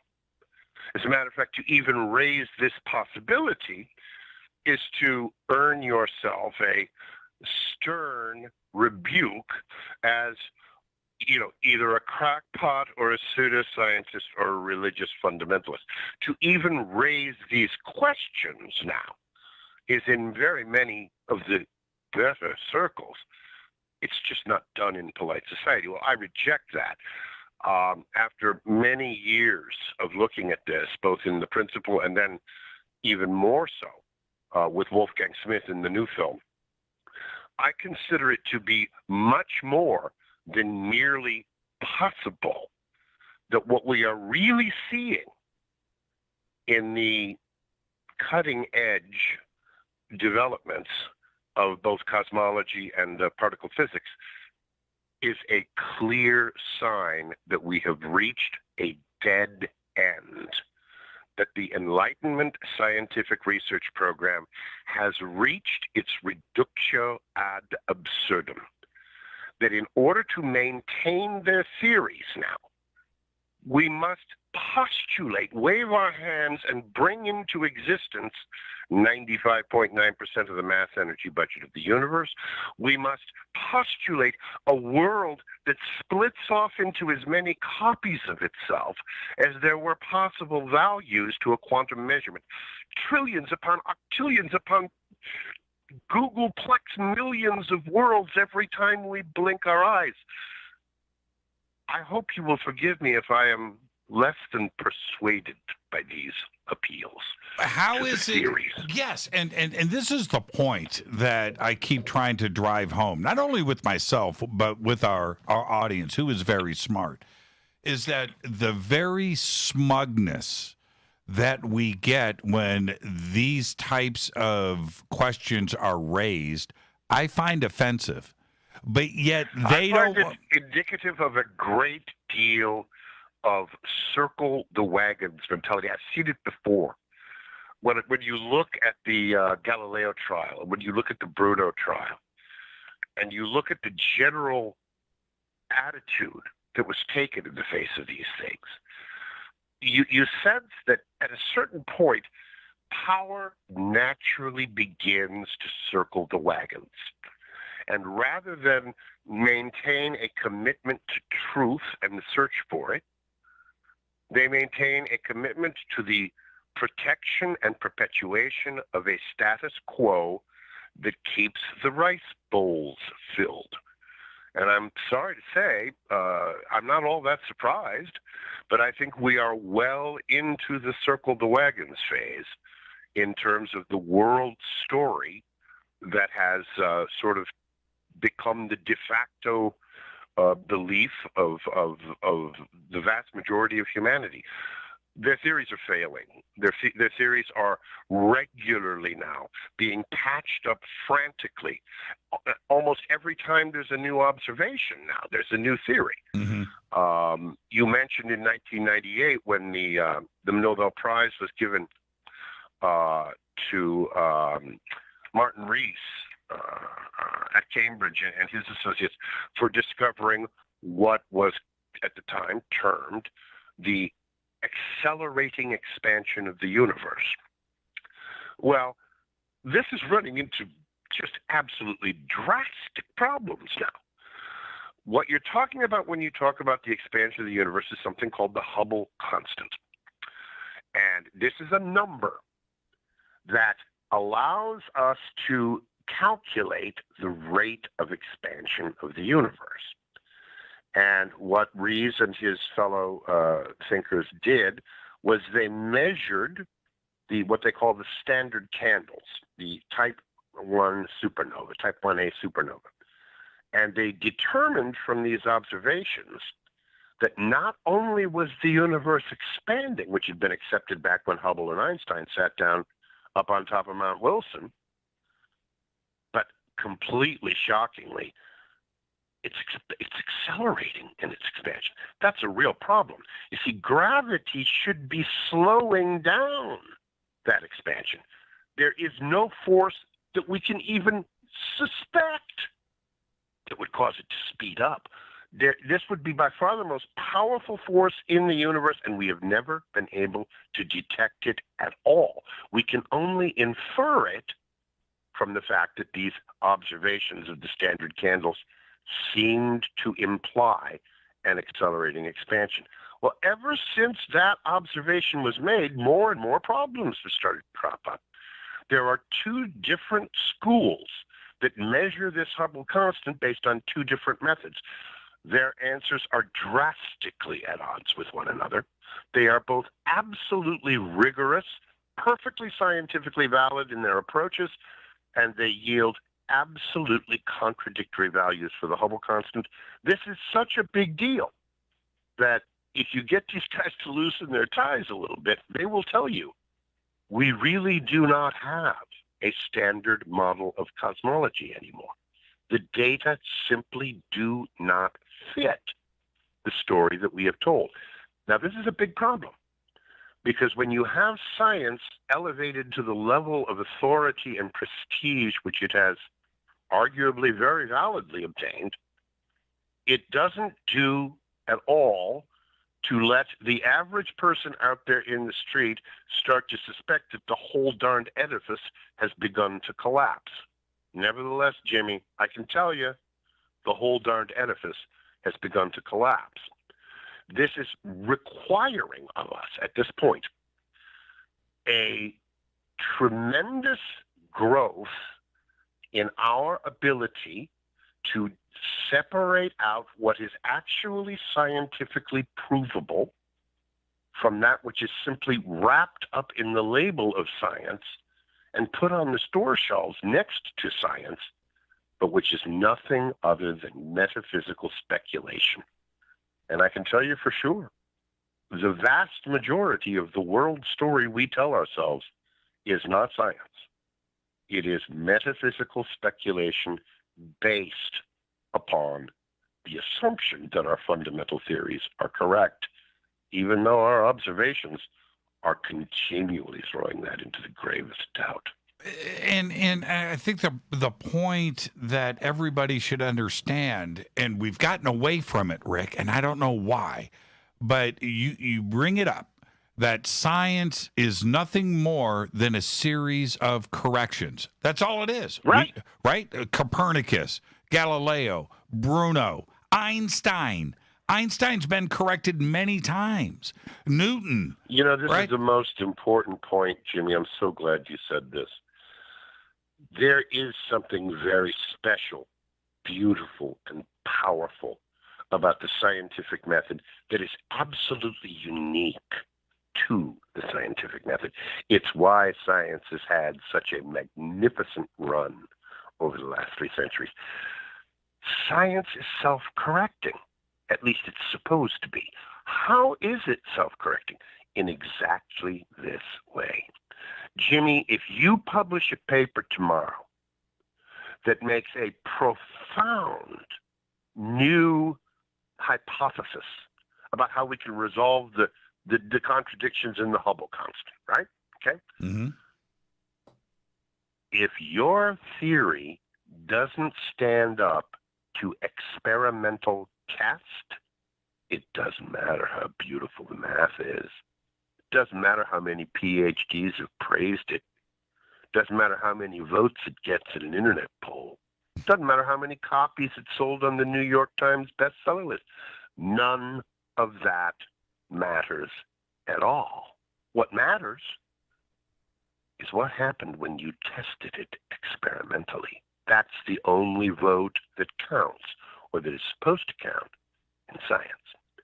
As long as science allowed itself to be guided by that beautiful and terrible principle, imagine all the beautiful ideas that died along the way. That's right. That's right. And today, and I hear it over and over again, when God, how many times have we heard about multi-worlds, parallel worlds, the multiverse? Right? How am I supposed to test that again? What experiment can I run? And they say, well, measurement is the issue. Okay, wait a minute here. You want you're to... exactly right, Jimmy. Right. This is so profound. Yes. This is so profound. When science departs... Now, I want to believe... For whatever justification. But I want to believe... I want to believe. I have faith. These guys have a very good argument. Say, how can you test this? You can't. You have to trust the mathematics. Right. The mathematics is giving us the answer, and even if we can't test it experimentally, the math has been so good for so long, and look at how beautiful this equation is. It's too good not to be true. And I'm telling you, this is the end of the line for the authentic scientific method. I don't care how good your justification is.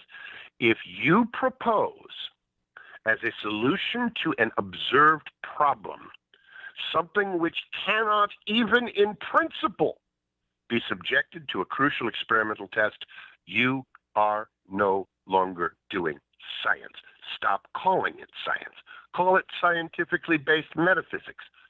But stop wrapping it up in the label science and putting it up on the shelf next to Newton's gravitational laws.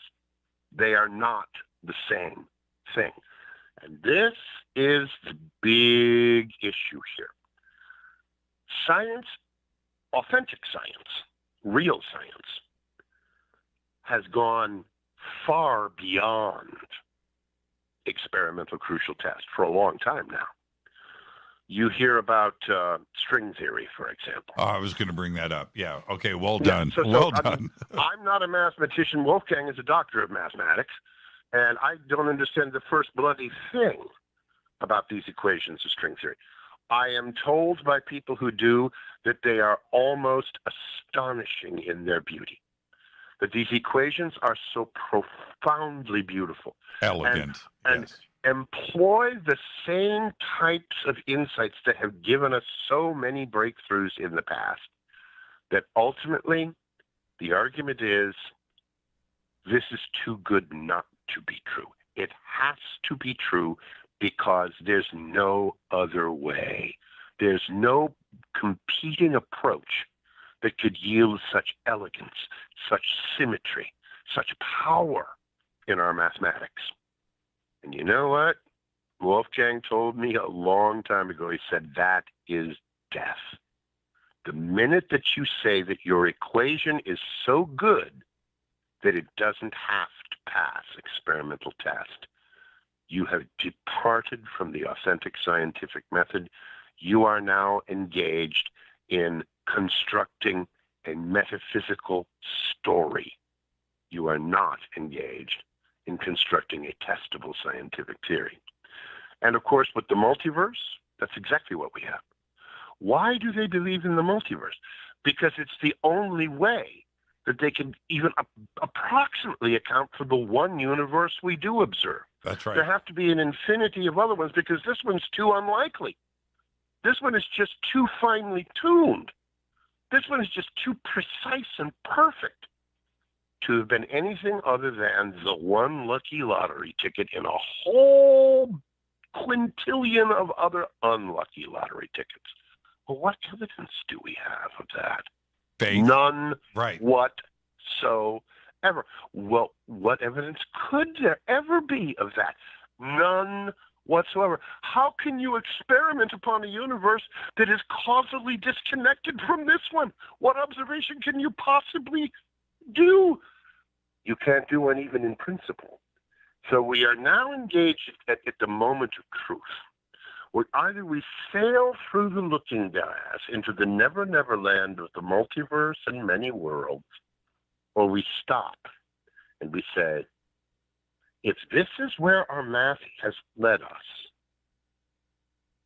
then there has to be a mistake somewhere back along the line. We have to have made a mistake because by following the theories that we thought were true, we have arrived at a reductio ad absurdum that can never be tested. We literally are reduced in a very real sense to arguing for the next few hundred years how many angels can dance on the head of a pin. Except this time it's how many multiverses does our math tell us there must be, even though we can never observe or test any single one of them. It's a profound moment in history. There is, we've got about 5 minutes. I want to stay on string theory for just a second because I keep going back to faith, right? I'm not talking about religion, but physicists are asking us to have faith in what they are saying. And when Absolutely. It's their best argument. Yeah, that's right. And so with Brian Greene leading the charge on string theory, this is where the faith for me pushes a bit too far in that the closer you go down and the vibrating strings are the basis of everything. And inside of that, once we go a little bit further, we have found 11 parallel dimensions that are there. Now, we know about space and time. We know up and down and depth and, 3 and then 4 space time. Okay, but we need to extend that. And I have to stop and go, well, wait a minute. How big are these dimensions and what exists there?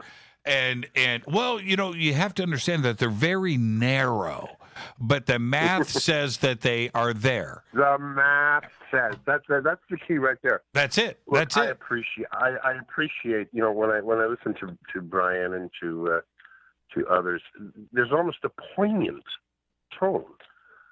It has to be right. because otherwise the whole edifice is going to collapse. That's and they're right. right about that. That's right. Absolutely right. And I'm not slamming on the Brian. problem is this. I'm not. The problem is this, Jimmy. Here's the problem. If your math requires me to believe that something exists, despite the fact that there is not the slightest actual evidence for it, apart from the fact that your math requires it to be there, you are no longer proposing science to me. You are proposing a metaphysical, mathematical story. All of these extra dimensions are just exactly like dark matter and dark energy. We talk about them as if they exist. They do not exist anywhere so far except as terms in equations. That's it. That It's the must math. be introduced. That's right. To make the math come out right. That's right. What if the theory is wrong and we're just adding in all of these dimensions and matter and energy to save the appearances of the theory? You can do that forever. You can always have more angels dance on the head of a pin. There's no limit.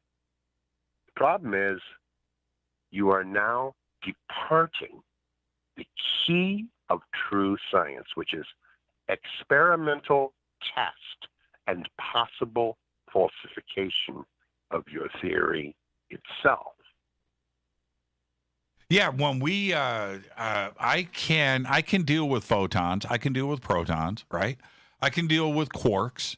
I can deal with strong and weak gravity. I can deal with all of these things. But when we get into vibrating strings and an extra 7 dimensions that we can't see or measure, they are only in the math to make the math work.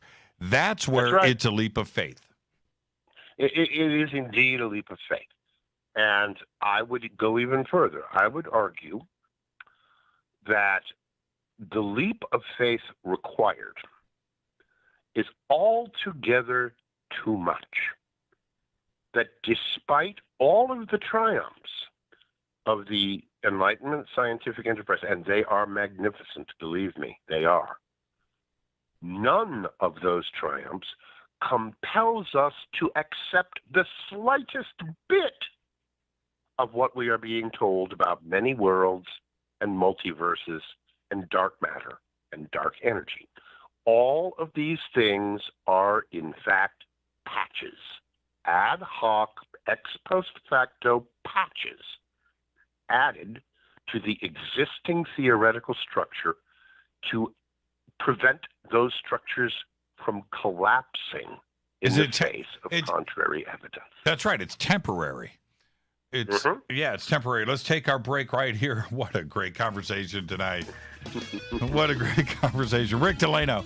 We're talking about the new film, The End of Quantum Reality. When we come back, the C word, consciousness. We'll get to all of that right after this short break. Stay with us. Hi everybody, this is Rob Halford, the Metal God on JimmyChurchRadio.com. This is KGRA Digital Broadcasting Station, Salt Lake City, Utah, Van Buren, Arkansas. Why is it we're not very good with our health regimen until it's too late? We don't put oil in the car until the engine blows up. When the body's out of balance, your health is not so good. Give your body some love. Log on to GetTheT.com. That's GetTheT.com. Try our Life Change Tea, which cleanses you from harmful intruders. A clean colon is one of the ways to bring the body in balance. We also carry organic supplements to help you get where you need to go. So do your body a favor. Log on to GetTheT.com. That's GetTheTea.com. You can even visit our sales page to save some dough. Does anybody call money dough anymore?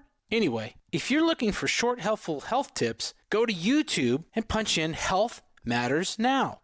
That's Health Matters Now. So, log on to GetTheT.com, shop, get balanced, then learn some cool tips at Health Matters Now. You'll be glad you did. That's GetTheT.com.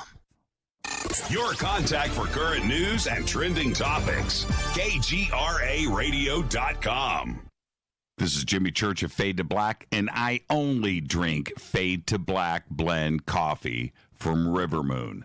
Just click on the Rivermoon Coffee banner at jimmychurchradio.com. Promo code F2B Let's face it, you've always wanted to do a sky watch and see your first UFO. Today, it's easy. Just get your own HP7 3B Cobalt Jimmy Church Edition night vision goggles from Hoffman's Optics. This is the same U.S. military system that I use, featuring a Generation 3 blue phosphor image tube. That's right, it's blue, not black and green. This is the only blue system in the world, and it's waterproof, lightweight, combat-proven, simple to use, and ready to go. Hoffman's Optics helped create night vision sky watches, and now you can see what everyone has been talking about each night from your own backyard. Just call 760-231-9929. That's 760-231-9929. You can click on the banners on our site or visit UFOnightvisiongoggles.com. That's UFOnightvisiongoggles.com. Go back, Lee Tepe. This is the only way forward. This is Fade to Black. Make contact. KGRAradio.com.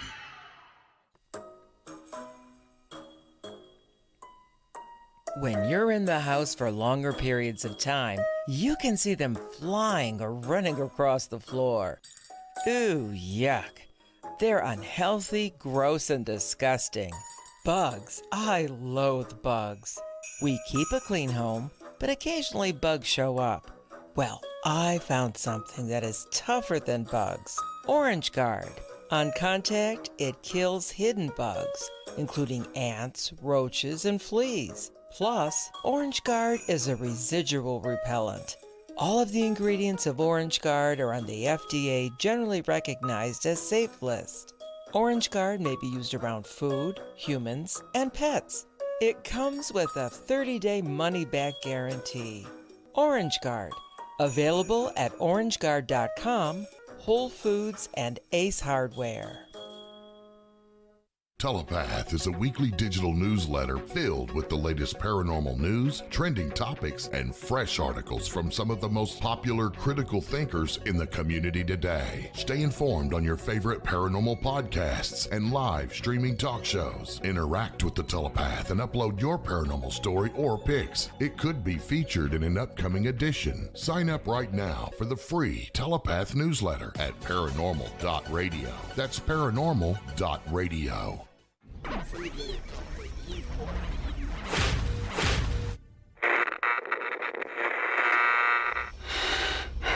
You want to know a secret? I love ponies. I really love ponies. I'm serious. I couldn't stay sane without ponies to brush. Why fade to black? Because you never got that pony, damn it. This is Fade to Black with Jimmy Church on the Game Changer Radio Network and KGRA, the Global Radio Alliance.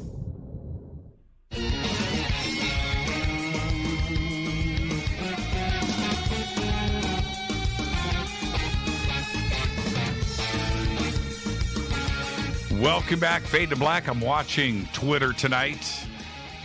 Our guest, Rick DeLano. We're talking about his new film, and it's called The End of Quantum Reality. Extraordinary piece of work, and I just highly recommend it. And you know, when I say go, that means go. You've got to check out The End of Quantum Reality.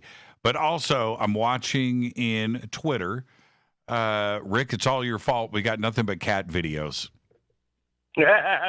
Nothing but cat videos tonight. Everybody's got their version of Schrodinger's cat.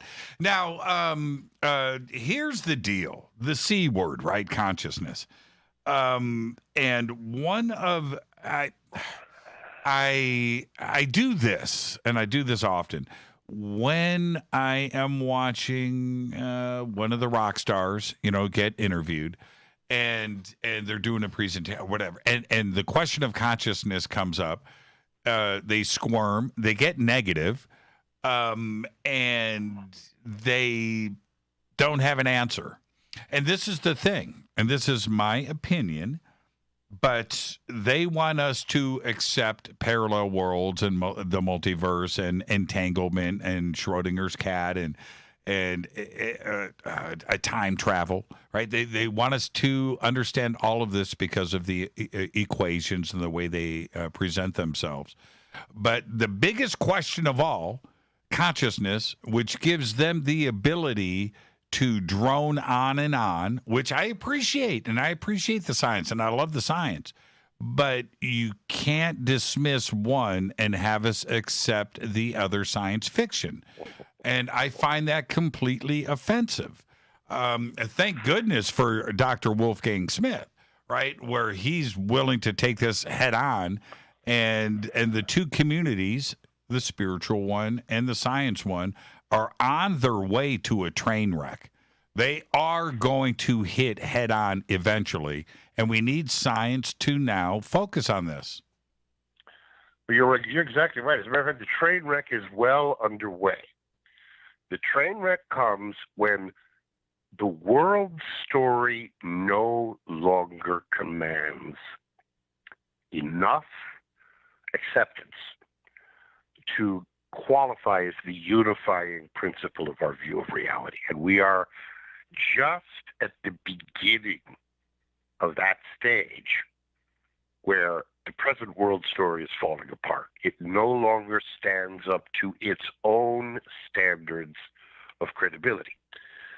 Now, the reason that Wolfgang Smith stands head and shoulders above every one of the physicists that I interviewed for the principle, and why I am absolutely persuaded that 100 or 200 years downstream here, everyone will know Wolfgang Smith's name, and no one will know Max Tegmark's name. It's because Wolfgang Smith is the only guy I know in the world who has world-class credentials in mathematics and physics, used them professionally for decades, and at the same time made contact with this remarkable notion that everyone who lived before Newton wasn't a complete dummy. That we have essentially walked away from 5,000 years of human wisdom that was acquired at immense cost by geniuses in the millennia and centuries before Enlightenment science arose in the world.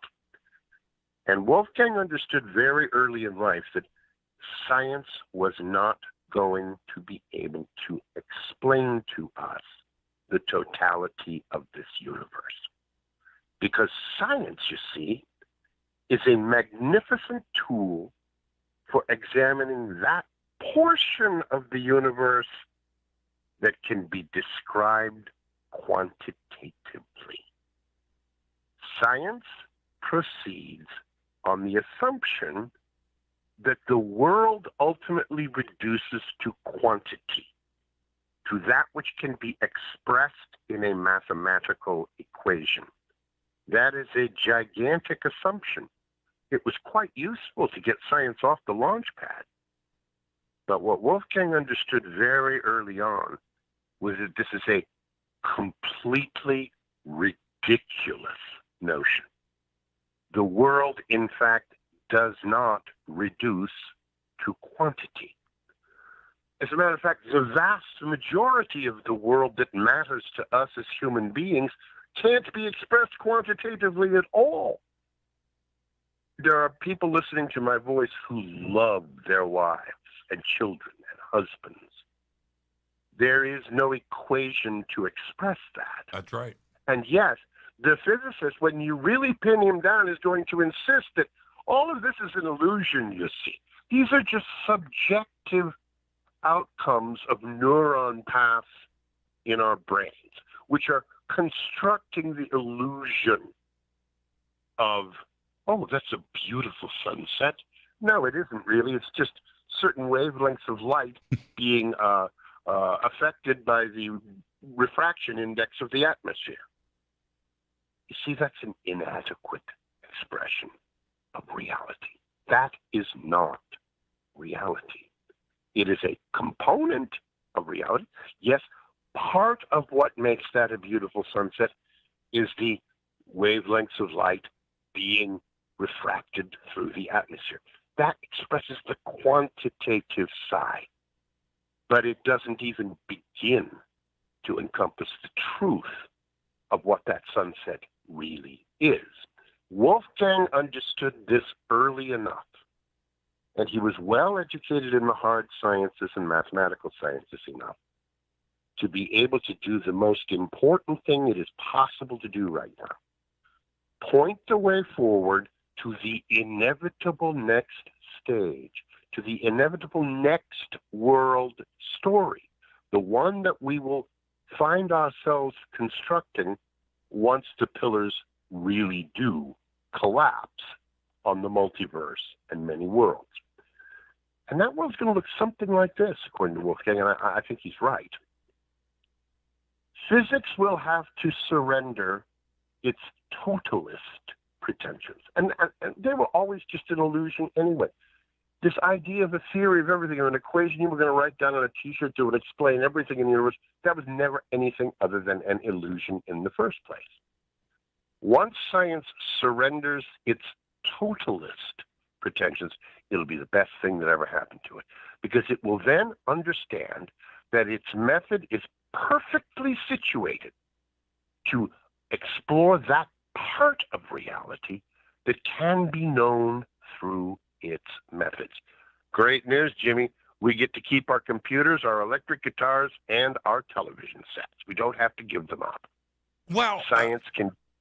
Well, okay. Science can continue to explore the quantitative aspects of reality, but these other aspects are not illusions. They are not the product of neuronal interactions in a brain. They actually point to that part of reality that humanity has always known is real, what some would call the spiritual, what Wolfgang calls vertical causation, forms of causation that do not emanate from down at the bottom in the particles, but emanate from above, from higher domains. And the knowledge that we have acquired from the great ancient schools concerning these higher domains are proving themselves to be absolutely indispensable in resolving, for example, Schrodinger's cat. Why is it that Schrodinger's cat is only dead or alive when quantum mechanics tells us it is both dead and alive?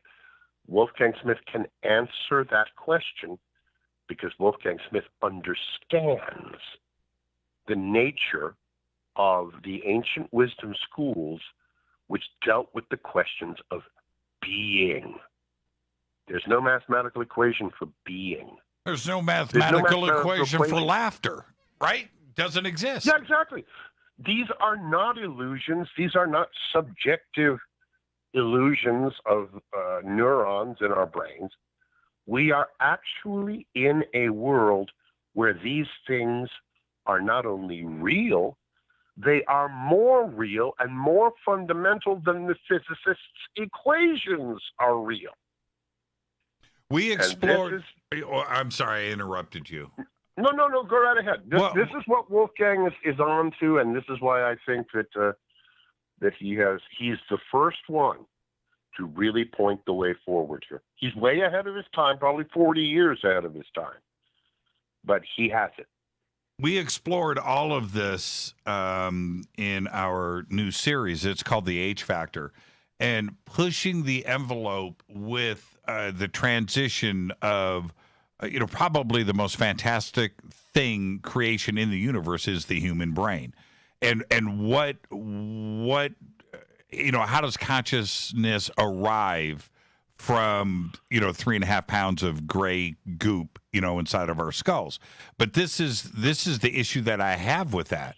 There's a lot of intelligent people out there pursuing consciousness and going to speak with the Dalai Lama and trying to figure out artificial intelligence and is consciousness coming into play. But we've got to get somebody like Lawrence Krauss or Richard Dawkins to flip, right? And well, they never will flip.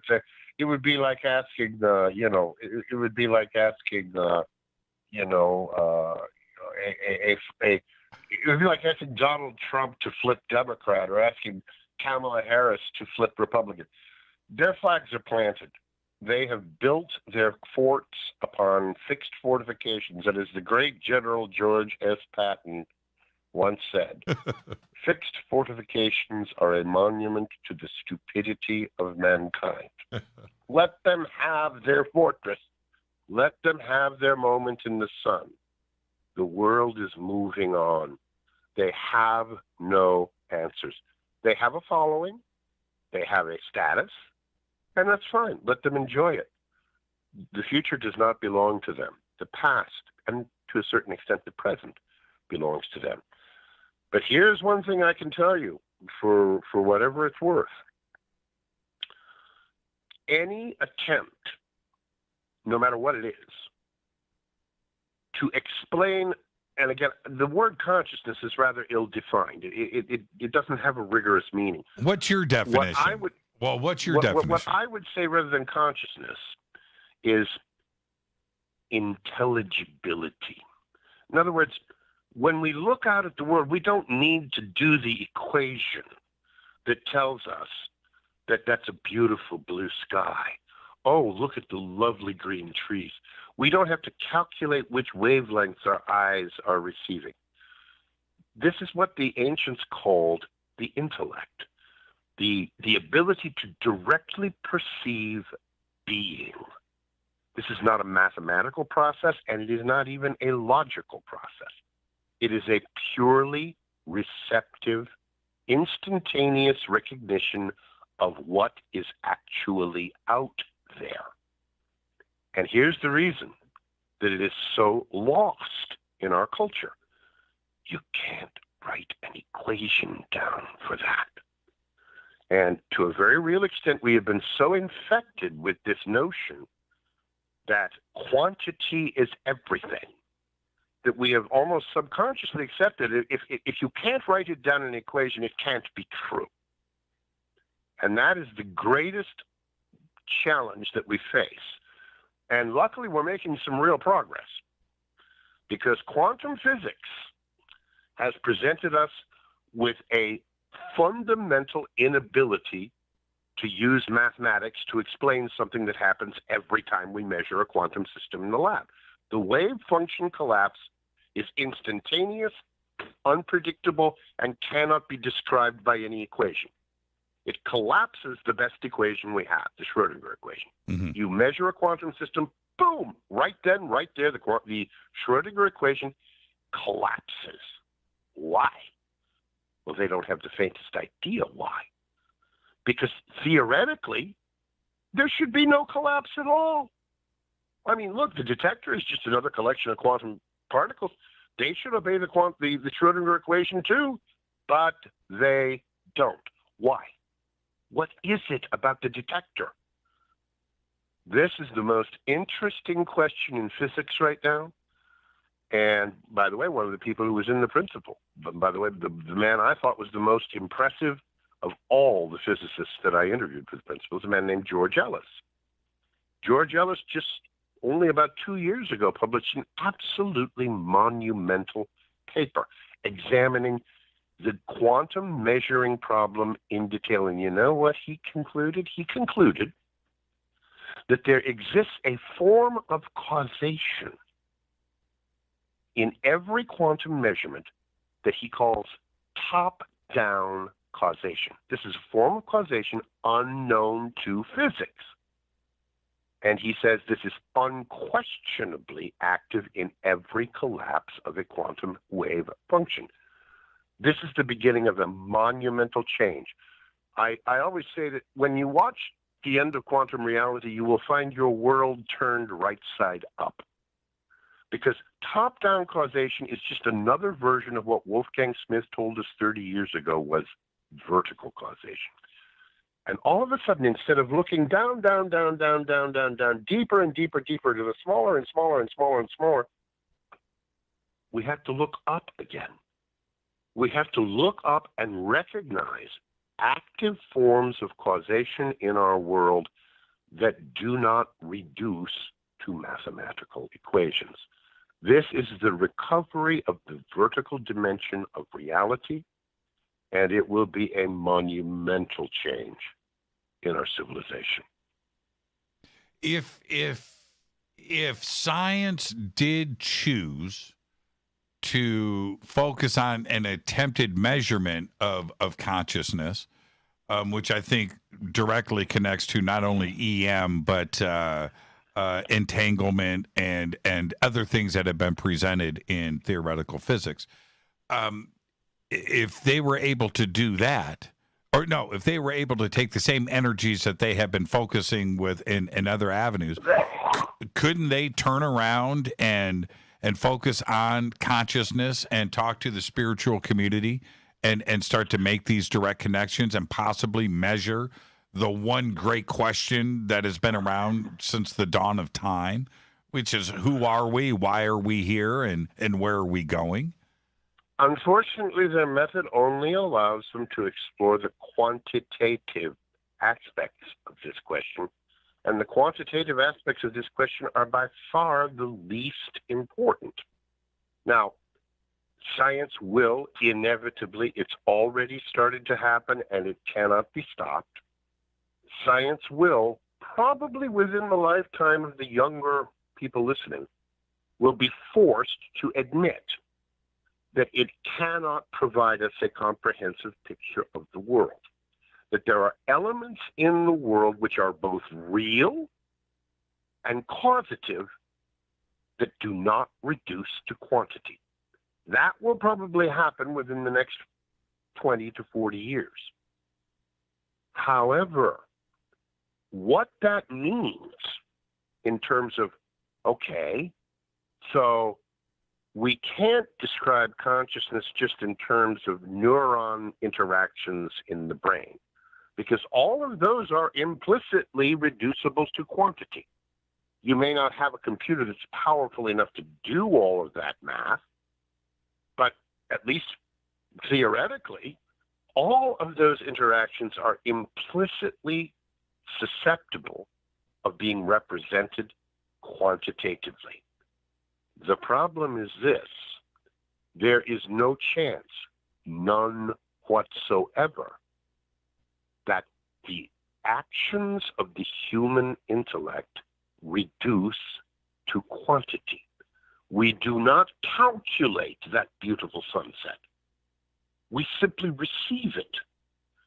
It is impossible to derive that beautiful sunset as some manipulation of neurons translating a two-dimensional image hitting our retinas. It doesn't work. It hasn't worked. It never will work. We're going to have to recover that aspect of reality that pertains to the soul, the powers of the soul. It's not the powers of the brain. It's the powers of the being. And because that has fallen into such disrepute and disfavor in our scientific age, it'll be a while before science is finally smart enough to say, okay, we know there is something up there. Our method will only allow us to approach it from below. We will find very interesting things at the intersection of the quantitative and the qualitative, but our method cannot take us anywhere beyond the quantitative. That's why, by the way, Jimmy, I have a standing bet with anybody who wants to take it. There will never be any actual artificial intelligence. The words artificial intelligence are at least as mutually contradictory as military intelligence. The two simply do not go together. Intelligence has nothing to do with algorithms. Intelligence has nothing to do with equations. Intelligence has to do with the direct apprehension of the real. And that is something that mathematics is simply not ever going to be able to come to terms with. Luckily, there is enormous knowledge, wisdom, rigorous scientific knowledge about this power that the ancient wisdom schools spent thousands of years of compiling. This is why Wolfgang went to India, was to contact these wisdom schools. And what he learned there is what saved him from being sucked into this black hole of everything reduces to quantity. The most important thing is that the world does not reduce to quantity. There are aspects of the world that no equation can ever comprehend, but our intellects instantaneously and intuitively comprehend it. It really is a red apple out there. It's not just a bunch of neurons giving us the illusion of one. The world that we perceive is in a very real sense far more real than the world of the physicist. And we all know it. You're right. Down deep, we all know it. Every time we walk down a beautiful sunset, down a street and watch a beautiful sunset, our being knows, even if our educated scientific pretensions try to tell us, oh, it's just wavelengths and refractions. Well, when these scientists and thinkers, go to Tibet, talk with these teachers and leaders or the Dalai Lama, it's exactly what you're saying. They are turning around. You were going to come here sooner or later, right? Yeah, exactly. You remember that story, that wonderful story? I'm probably going to mess it up here, but the story is that these physicists are climbing this straight up slope like El Capitan. They struggle and struggle, and they finally drag themselves over the top, and they speak. A whole bunch of theologians and mystics gather around the campfire, and they say, "Oh, good, you finally made it. Come on over. So let's sit down and talk." That's exactly it. I say it all the time, but the most spiritual person on the planet is the physicist when the plane is going down. Oh boy, I love it. I love it. And this is the beautiful thing, and what gives me such hope, even though we're entering into a very dark time here. We are entering a period of civilizational trauma that may possibly be the greatest in many, many centuries. And that's scary in a way, but it's also incredibly hopeful. We're about to learn something. We're about to recover a lost element of what it means to be human. And that is going to make for in my opinion, a much more beautiful world. And we just have to sort of stick through the rough patch here, and do everything we can to pass this on to the next generation. Okay, Rick, I'm going to ask you now. I need you to stay. We got to go into overtime. I need you for 20 more minutes. There's no way this conversation doesn't end now. But you know what that reminds me of? I used to get so frustrated as a kid. But you see the wise man always say, well, to go forward, you must first go back. To go up, you must first go down. Well, I get that now. You know what they're doing? They're trying to break you out of your illogical habits of perception. They're trying to get you to recover that direct, unmediated perception of the being, because it ain't logical. I'm telling you. The human being has the power to rationally chop things up into little bits, and that's very useful, very helpful, helps us a lot. But the human being also has the ability to see the whole instantly and know it, not by thinking about it or analyzing it, but by perceiving it. And that's what we have to recover, and that's what we are going to recover. And we will continue this conversation right after this short break. We're heading into overtime. Rick DeLano. The new film is The End of Quantum Reality. Video on demand. It's on all the platforms out there. Highly recommend it. More with Rick after this short break. This is Fade to Black. I am your host, Jimmy Church. You can follow me on Twitter at JChurchRadio. And Rick, what's your Twitter? It is Philos Sophia. Oh, God, what is my Twitter? Philos-Sophia.org. We'll get it up there right now in the feed. We'll be right back. Stay with us. Thanks, man.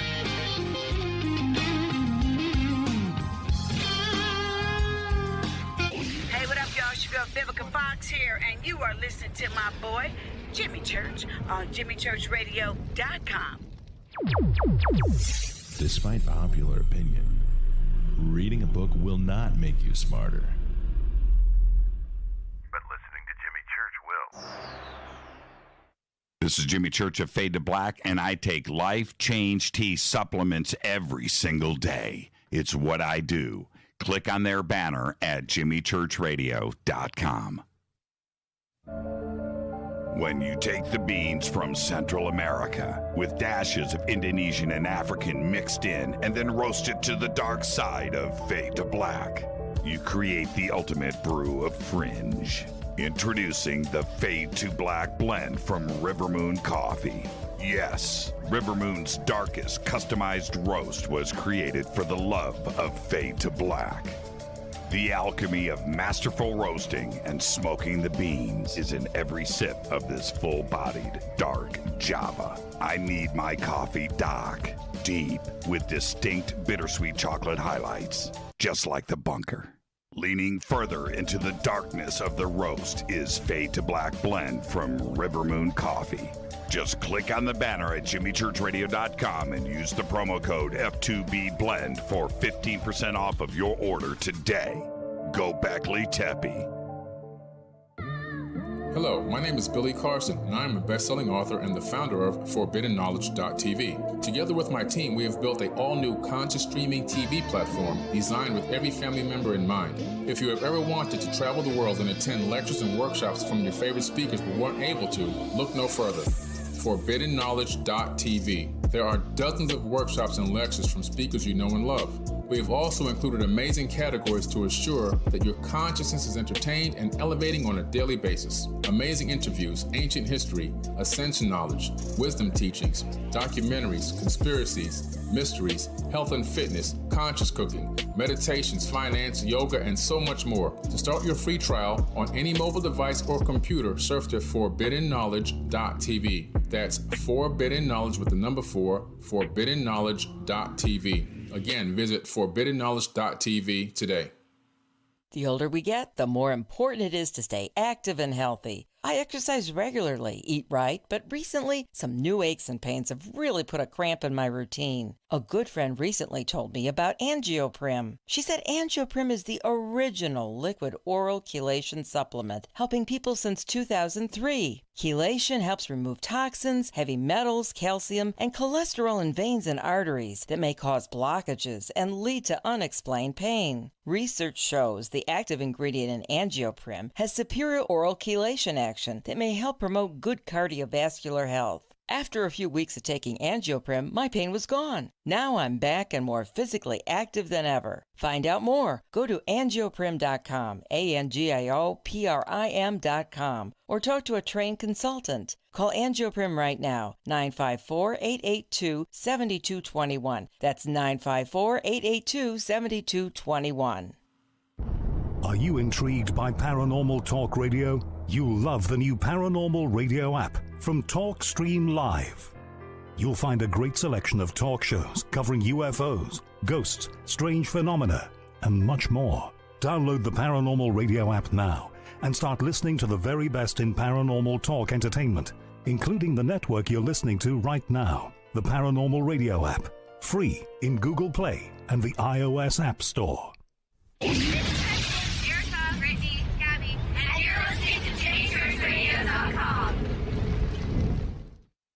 It's not a lifestyle we chose.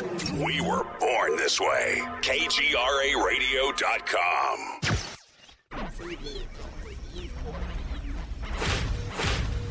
This is KJCR at JimmyChurchRadio.com.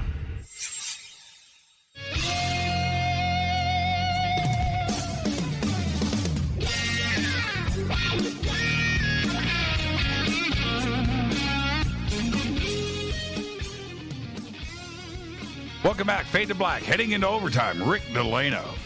We're going to go poll to poll. There's no way this conversation was even close to ending. And,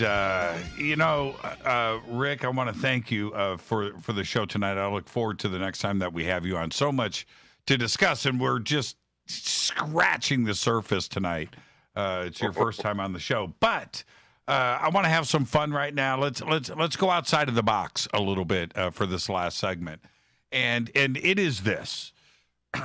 I talk about the basics of the basics, particles, amino acids, chemicals that are everywhere in the universe, and they only can combine so many ways.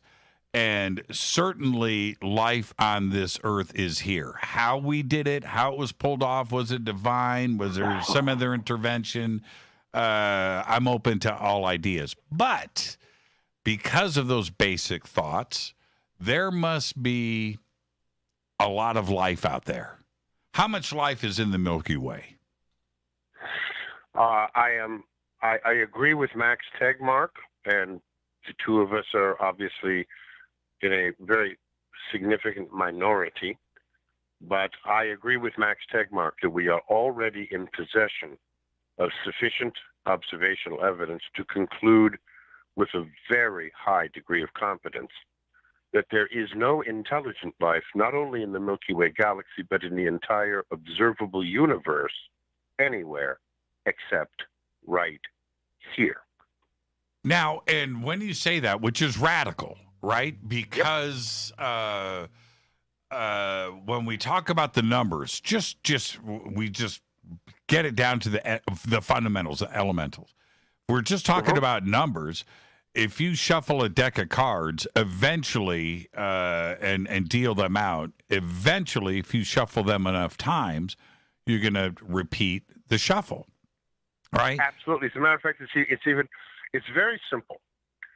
If, in fact, life is simply the right shuffle of the deck, if we grant that assumption, then it is incontestably certain that life should be absolutely everywhere in this universe and everywhere in the Milky Way galaxy.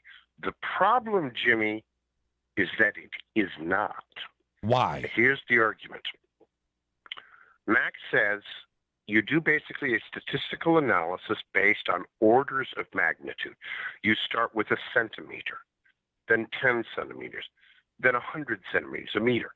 And you keep extending out from Earth in orders of magnitude. If life is just a shuffle of the deck, then that means that we know there are billions of planets perfectly good for life just in our own Milky Way galaxy. And billions of those are billions of years older than the Earth. Okay? It's a statistical certainty. Mm-hmm. Here's the problem. We first flew under power in 1903. That's 117 years ago. We left the solar system somewhere between about 2015 and about 2016 when the Voyager passed beyond the solar system, however you want to define it.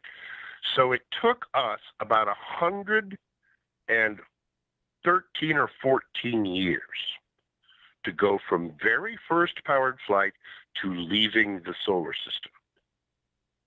Where are we going to be in 10,000 years? That isn't even a blink of an eye. How about 100,000? How about 1 million years? Still not even a blink. How about 100 million years? This is what Fermi's paradox is all about. If life is just the right shuffle of the cards, then it should have happened uncountably billions of times just in our own galaxy. And those planets have had billions of years to move out and colonize all of the Goldilocks zone planets, and it hasn't happened. Max's conclusion is that it is extremely confident. He is extremely confident on strictly statistical grounds that there is no intelligent life, not merely in the Milky Way, but in the entire observable universe, based upon the amount of time that all of these billions upon billions of correct shuffles of the deck would have had to get out and colonize all the Goldilocks zone planets. It hasn't happened. We've been doing SETI now for going on 50 years. So we're out 50 light years in all directions now. And there ain't a whisper out there, Jimmy. There's something wrong with that assumption that life is just the right shuffle of the deck. My counter to that is actually a quite simple one. And there's a few different ways to look at it. Number one, it can be as simple as life out there is communicating with each other, but it's not on our time scale. That what we are hearing is noise. What we are hearing is not visible to us. And I think that is a very simple way to look at it. Number one, if you want to say, why aren't we seeing it?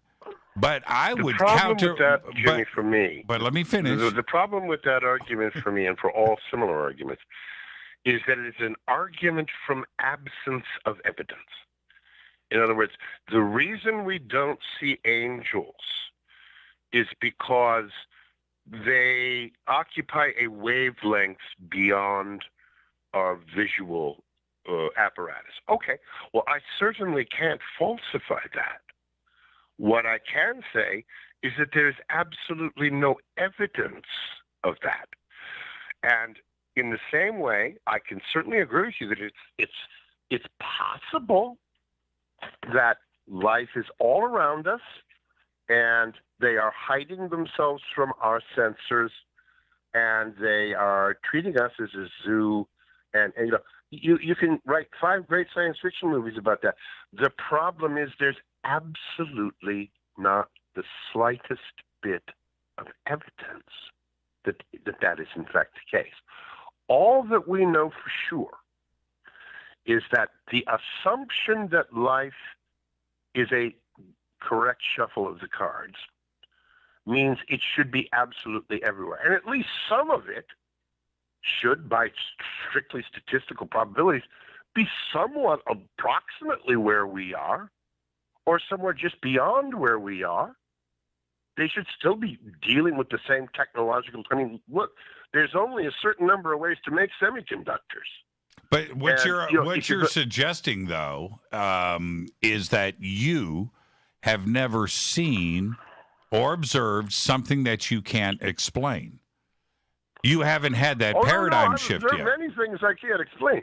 What I haven't observed, what I have not observed, is the slightest bit of evidence that there's another intelligent species better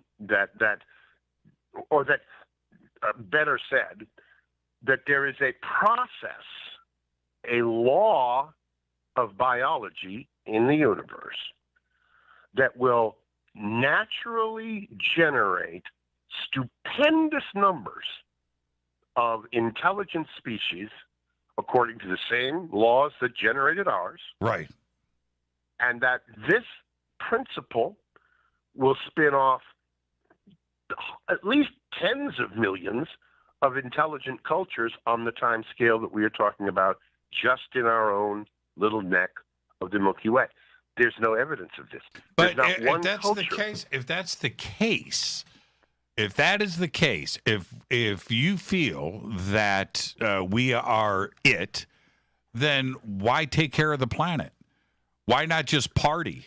There's no reason to meet our space brothers, so let's just burn this sucker down. There's no it's a lonely existence. It would seem to me that the idea that the thing that gives meaning to our existence is meeting our space brothers is wrong. That is not, in fact, the meaning of our existence. That the reason that we are here and the purpose that we are here to fulfill is something other than meeting our space brothers. Now, we know, as a matter of fact, as a matter of historical fact, that essentially zero human civilizations that have reached the stage where they've left enough behind that we can learn about them, right, have believed that our purpose was to meet our space brothers. That is a quintessentially modern idea. It is something that only emerges in modern civilization, which has in turn been shaped in its beliefs and outlooks by science. Prior to this scientific worldview, right, we always understood ourselves to be spiritual beings. In fact, the vast majority of every human being who ever lived, Christian or otherwise, up until the 17th century, believed that the earth was unique and indeed central in the entire cosmos. That this was where all the action is, and the action is not meeting our space brothers, the action is meeting our creator. This is the old world story that has been supplanted and overturned by the Enlightenment scientific myth. Which myth is more true? Which myth is more powerful? Well, that's the question. At this point, I would argue, and I hope I'm not, I certainly acknowledge completely what you said, that Max and I are in a drastic minority here. You couldn't find 5 people who agree with us. You're right about that. 99% of the people are going to agree with you. You're right about that. And that being said, yes, I nonetheless argue that the lack of any contact, the lack of any hint of evidence for any intelligent civilizations tends to suggest that the old world story may just prove to have a whole lot more meat on its bones than would be generally anticipated. I'll put it that way. Yeah, I agree with that. But there's and this is where the line in the sand for me is completely defined. And that is this. Now, Rick, just listen to what I have to say. I'm listening. I'm with, this is an actual event, okay? I'm with 30 or 40 people, middle of the day. We're up in Washington, middle of the day, beautiful blue sky. We're in front of Mount Adams, which is 14 miles away. It's taking up our entire field of view. It's in front of us. I'm sitting at a picnic table, and I've got a set of binoculars on a tripod. And I'm looking at the mountain. I'm looking at the birds. I'm looking at the peak of the mountain. And it's about 3 o'clock in the afternoon. Beautiful. I'm listening to the birds and things. And I'm at this moment, about 15 minutes, I'm looking at the mountain. I'm at this moment of tranquility. And at that exact moment of peacefulness, from behind the mountain, which is 14 miles away, appears this ginormous vertical, I'm going to guess and say 500 foot tall beer can. It's black. It's got a silver circle on the front. It is traveling from my left to my right. It's going from west to east from behind the mountain, and it is spinning slowly. I can see the silver circle on it turning. It's got a little silver top, little silver bottom, but it looks like the shape of a can, and it's traveling. And out of nowhere, I'm just looking at the birds, and it's 14 miles away. I scream, and everybody sees it. And as it's slowly moving in the sky, and it looks like we're going to see it for the next hour by the speed, and it's blue. I see the sun reflecting off of it. It's perfectly in focus. I can razor sharp edges. It's beautiful. It's majestic. I got a video of this. I jump up and I'm yelling, video, video, video, pictures, pictures. Everybody, look, look, look. Everybody sees it. Everybody's talking about it. I come back. I sit down at the binoculars. I look through it again. I see it. I then take my eyes off the binoculars and I'm looking at it with my naked eyes. And then I go back to the binoculars and it's gone. And I hear everybody. So it lasted for about 10 or 15 seconds. I hear everybody yelling, it phased out. It just disappeared. And I was like, that's impossible. I come back off and I look, it's gone. Disappeared out of the sky. Now, I ask you, what did I see? It wasn't a helicopter. It wasn't a balloon. It wasn't a plane. It wasn't a rocket. It wasn't anything that should be up in the sky and then disappear in front of everybody. And you're going to tell me that that was us? That was something that just was created on this planet and is flying around in the sky and then disappears? I didn't see it appear on the other side of the mountain, by the way. I was looking at the mountain for 15 minutes. It came out from behind the mountain, I don't know how, and then started cruising across the sky. So that tells me, I don't know what it was, but I certainly have questions. And I know that wasn't anything that has been flying around in the skies or documented by anybody. So to say that we're alone in the universe, well, I don't know. Was that E.T.? I don't know. But I have questions. And so to think that we're alone in the universe and we're it, and I'm seeing stuff like that with our friends, I can't tell my friends, that was nothing. Because that is a life-changing event, and it was the middle of the day. It wasn't at night. It wasn't anything that could be questioned. We all saw it. And I don't know. Yeah, it's a very powerful testimony. Yeah. There's no doubt as I listen to you recount this, I see it. I mean, this is obviously something that... It wasn't a flying saucer. I'm not saying that, right? I'm not saying little green man. I'm not saying that. I'm not saying... And in fact, it was the opposite. I'd be fascinated to see the video sometime if we ever get a chance to do that. I would love to see the video. I don't have an answer that's going to satisfy either you or me. What I will say is this. Eyewitness evidence is evidence. It is. To simply, flick your wrist and sounds to me like you wanted a beer or something. That's not really adequate. By the same token, we must, I think, both recognize the power of this experience. I am perfectly willing to grant that this actually happened, as you described it. You have witnesses. You have video. What it means in terms of a demonstration of the existence of intelligent life elsewhere in the cosmos, that's a much different question. It's a big leap. Yeah, sure. Yeah, it's a big leap. And so what I would say is that I place a great deal of credibility on truthful recounts of eyewitnesses. To me, if I saw it with my damned eyes, I'm going to believe my damned eyes. And if you don't, well, so much the worse for you. That's the way I am. So I certainly can't blame you for holding to the same standard that I would hold.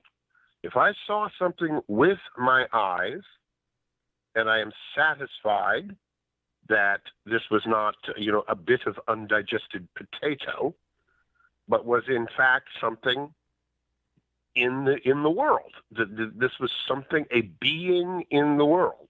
Now, I want you to listen. I just pulled up the video. This is immediately after I jumped up and yelled. I want you I'd love to see this sometime, Jimmy. Just listen to the audio, okay? Okay. Listen to the audio and excuse my profanity. Here we go. Tell me somebody took a picture. I swear to God, I will shoot everybody here. It's disappeared now. Oh, no, there it is. I got it. I got it. Give us a position, Where? man. No, that's a bird. No, the UFO wasn't a bird. No, that was shimmering. That was glinting. It was a ball. It was huge. Okay, who shot it? Okay, now that's the eyewitness. It was shimmering, right? And earlier, if you were listening, it was spinning, right? And so there it is. And then you heard as they were watching, one of them. How big do you think this thing was? About 500 feet. 14 miles away. 14 miles away. 14 miles away, and you could see it. You could make it out with the naked eye. Yep, you could see it spinning, and you heard somebody say it just disappeared. Right? And how big do you think this thing was? I'm going to say, like I said, it was 14 miles away, and the way it came out from behind the mountain, I've looked at a couple of still images, too. I'm going to say probably 500 feet tall, I don't know, 100 feet across. That's the best way I could explain it. And like I said, the shape was like a can. It was that shape. It was round, and it had this silver circle that was huge that was in the middle of it, and you could see that spinning and shining off of the sun every time it did this rotation, about every 4 or 5 seconds. Very slow. The whole thing was slow. The rotation was slow. It was moving in the sky slowly, and it was still. It was razor sharp. It was crazy, man. It was crazy. I can't explain it. It disappeared. Did it fade, or did it... I didn't see it disappear. That was the thing. I was going between naked eye and the binoculars. And when I came back to the binoculars to look through it again, that's when somebody said it phased out. So I missed that part. That's an interesting expression, phased out. That's what they said, yes. That's an interesting expression. He didn't say it disappeared. He said it phased out. Yeah. There, like I said, there was 30, 40 people there. All they got to see it disappear. I didn't. Well, I all honor to your insistence that this does not fit. It does not obviously and comfortably fit. It was crazy, Rick. Hey, I still can't explain it. But I would love to see the video sometime. I have never personally had a similar experience. I've seen a few strange things in my time, but nothing like that. And I have to file this under That's right. For now. And that's why you are Rick DeLano.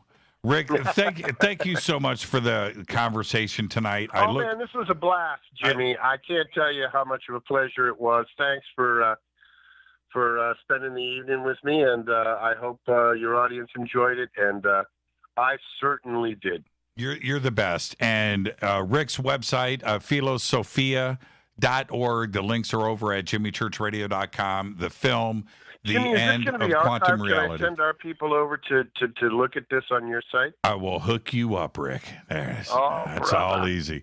And with that, I got to get out of here. We are about to leave the network, so let me get straight to credits. Thank you so much, Rick. Stay right there. Fade to Black's executive producer is Rita Camarion. Show is produced by Steve Harder, Gene Vitoa, Mark T. Kovar, Hilton J. Palm, Renee, Dennis, and Kevin. Webmaster is Drew the Geek. Music, Doug Aldrich. Intro, Spaceboy, spaceboymusic.com. Fade to Black is produced by KJCR for the Game Changer Network, and syndication is KGRA, The Planet. This broadcast owned and copyrighted 2020 by Fade to Black and the Game Changer Network, Inc. It cannot be rebroadcast, downloaded, copied, or used anywhere in the known universe without written permission from Fade to Black or the Game Changer Network. Very special thanks to Rick DeLano. Tomorrow night, right here, Stephen Bassett, live from Washington, D.C. Until tomorrow night, I'm your host, Jimmy Church. I want everybody to be safe. This is Fade to Black.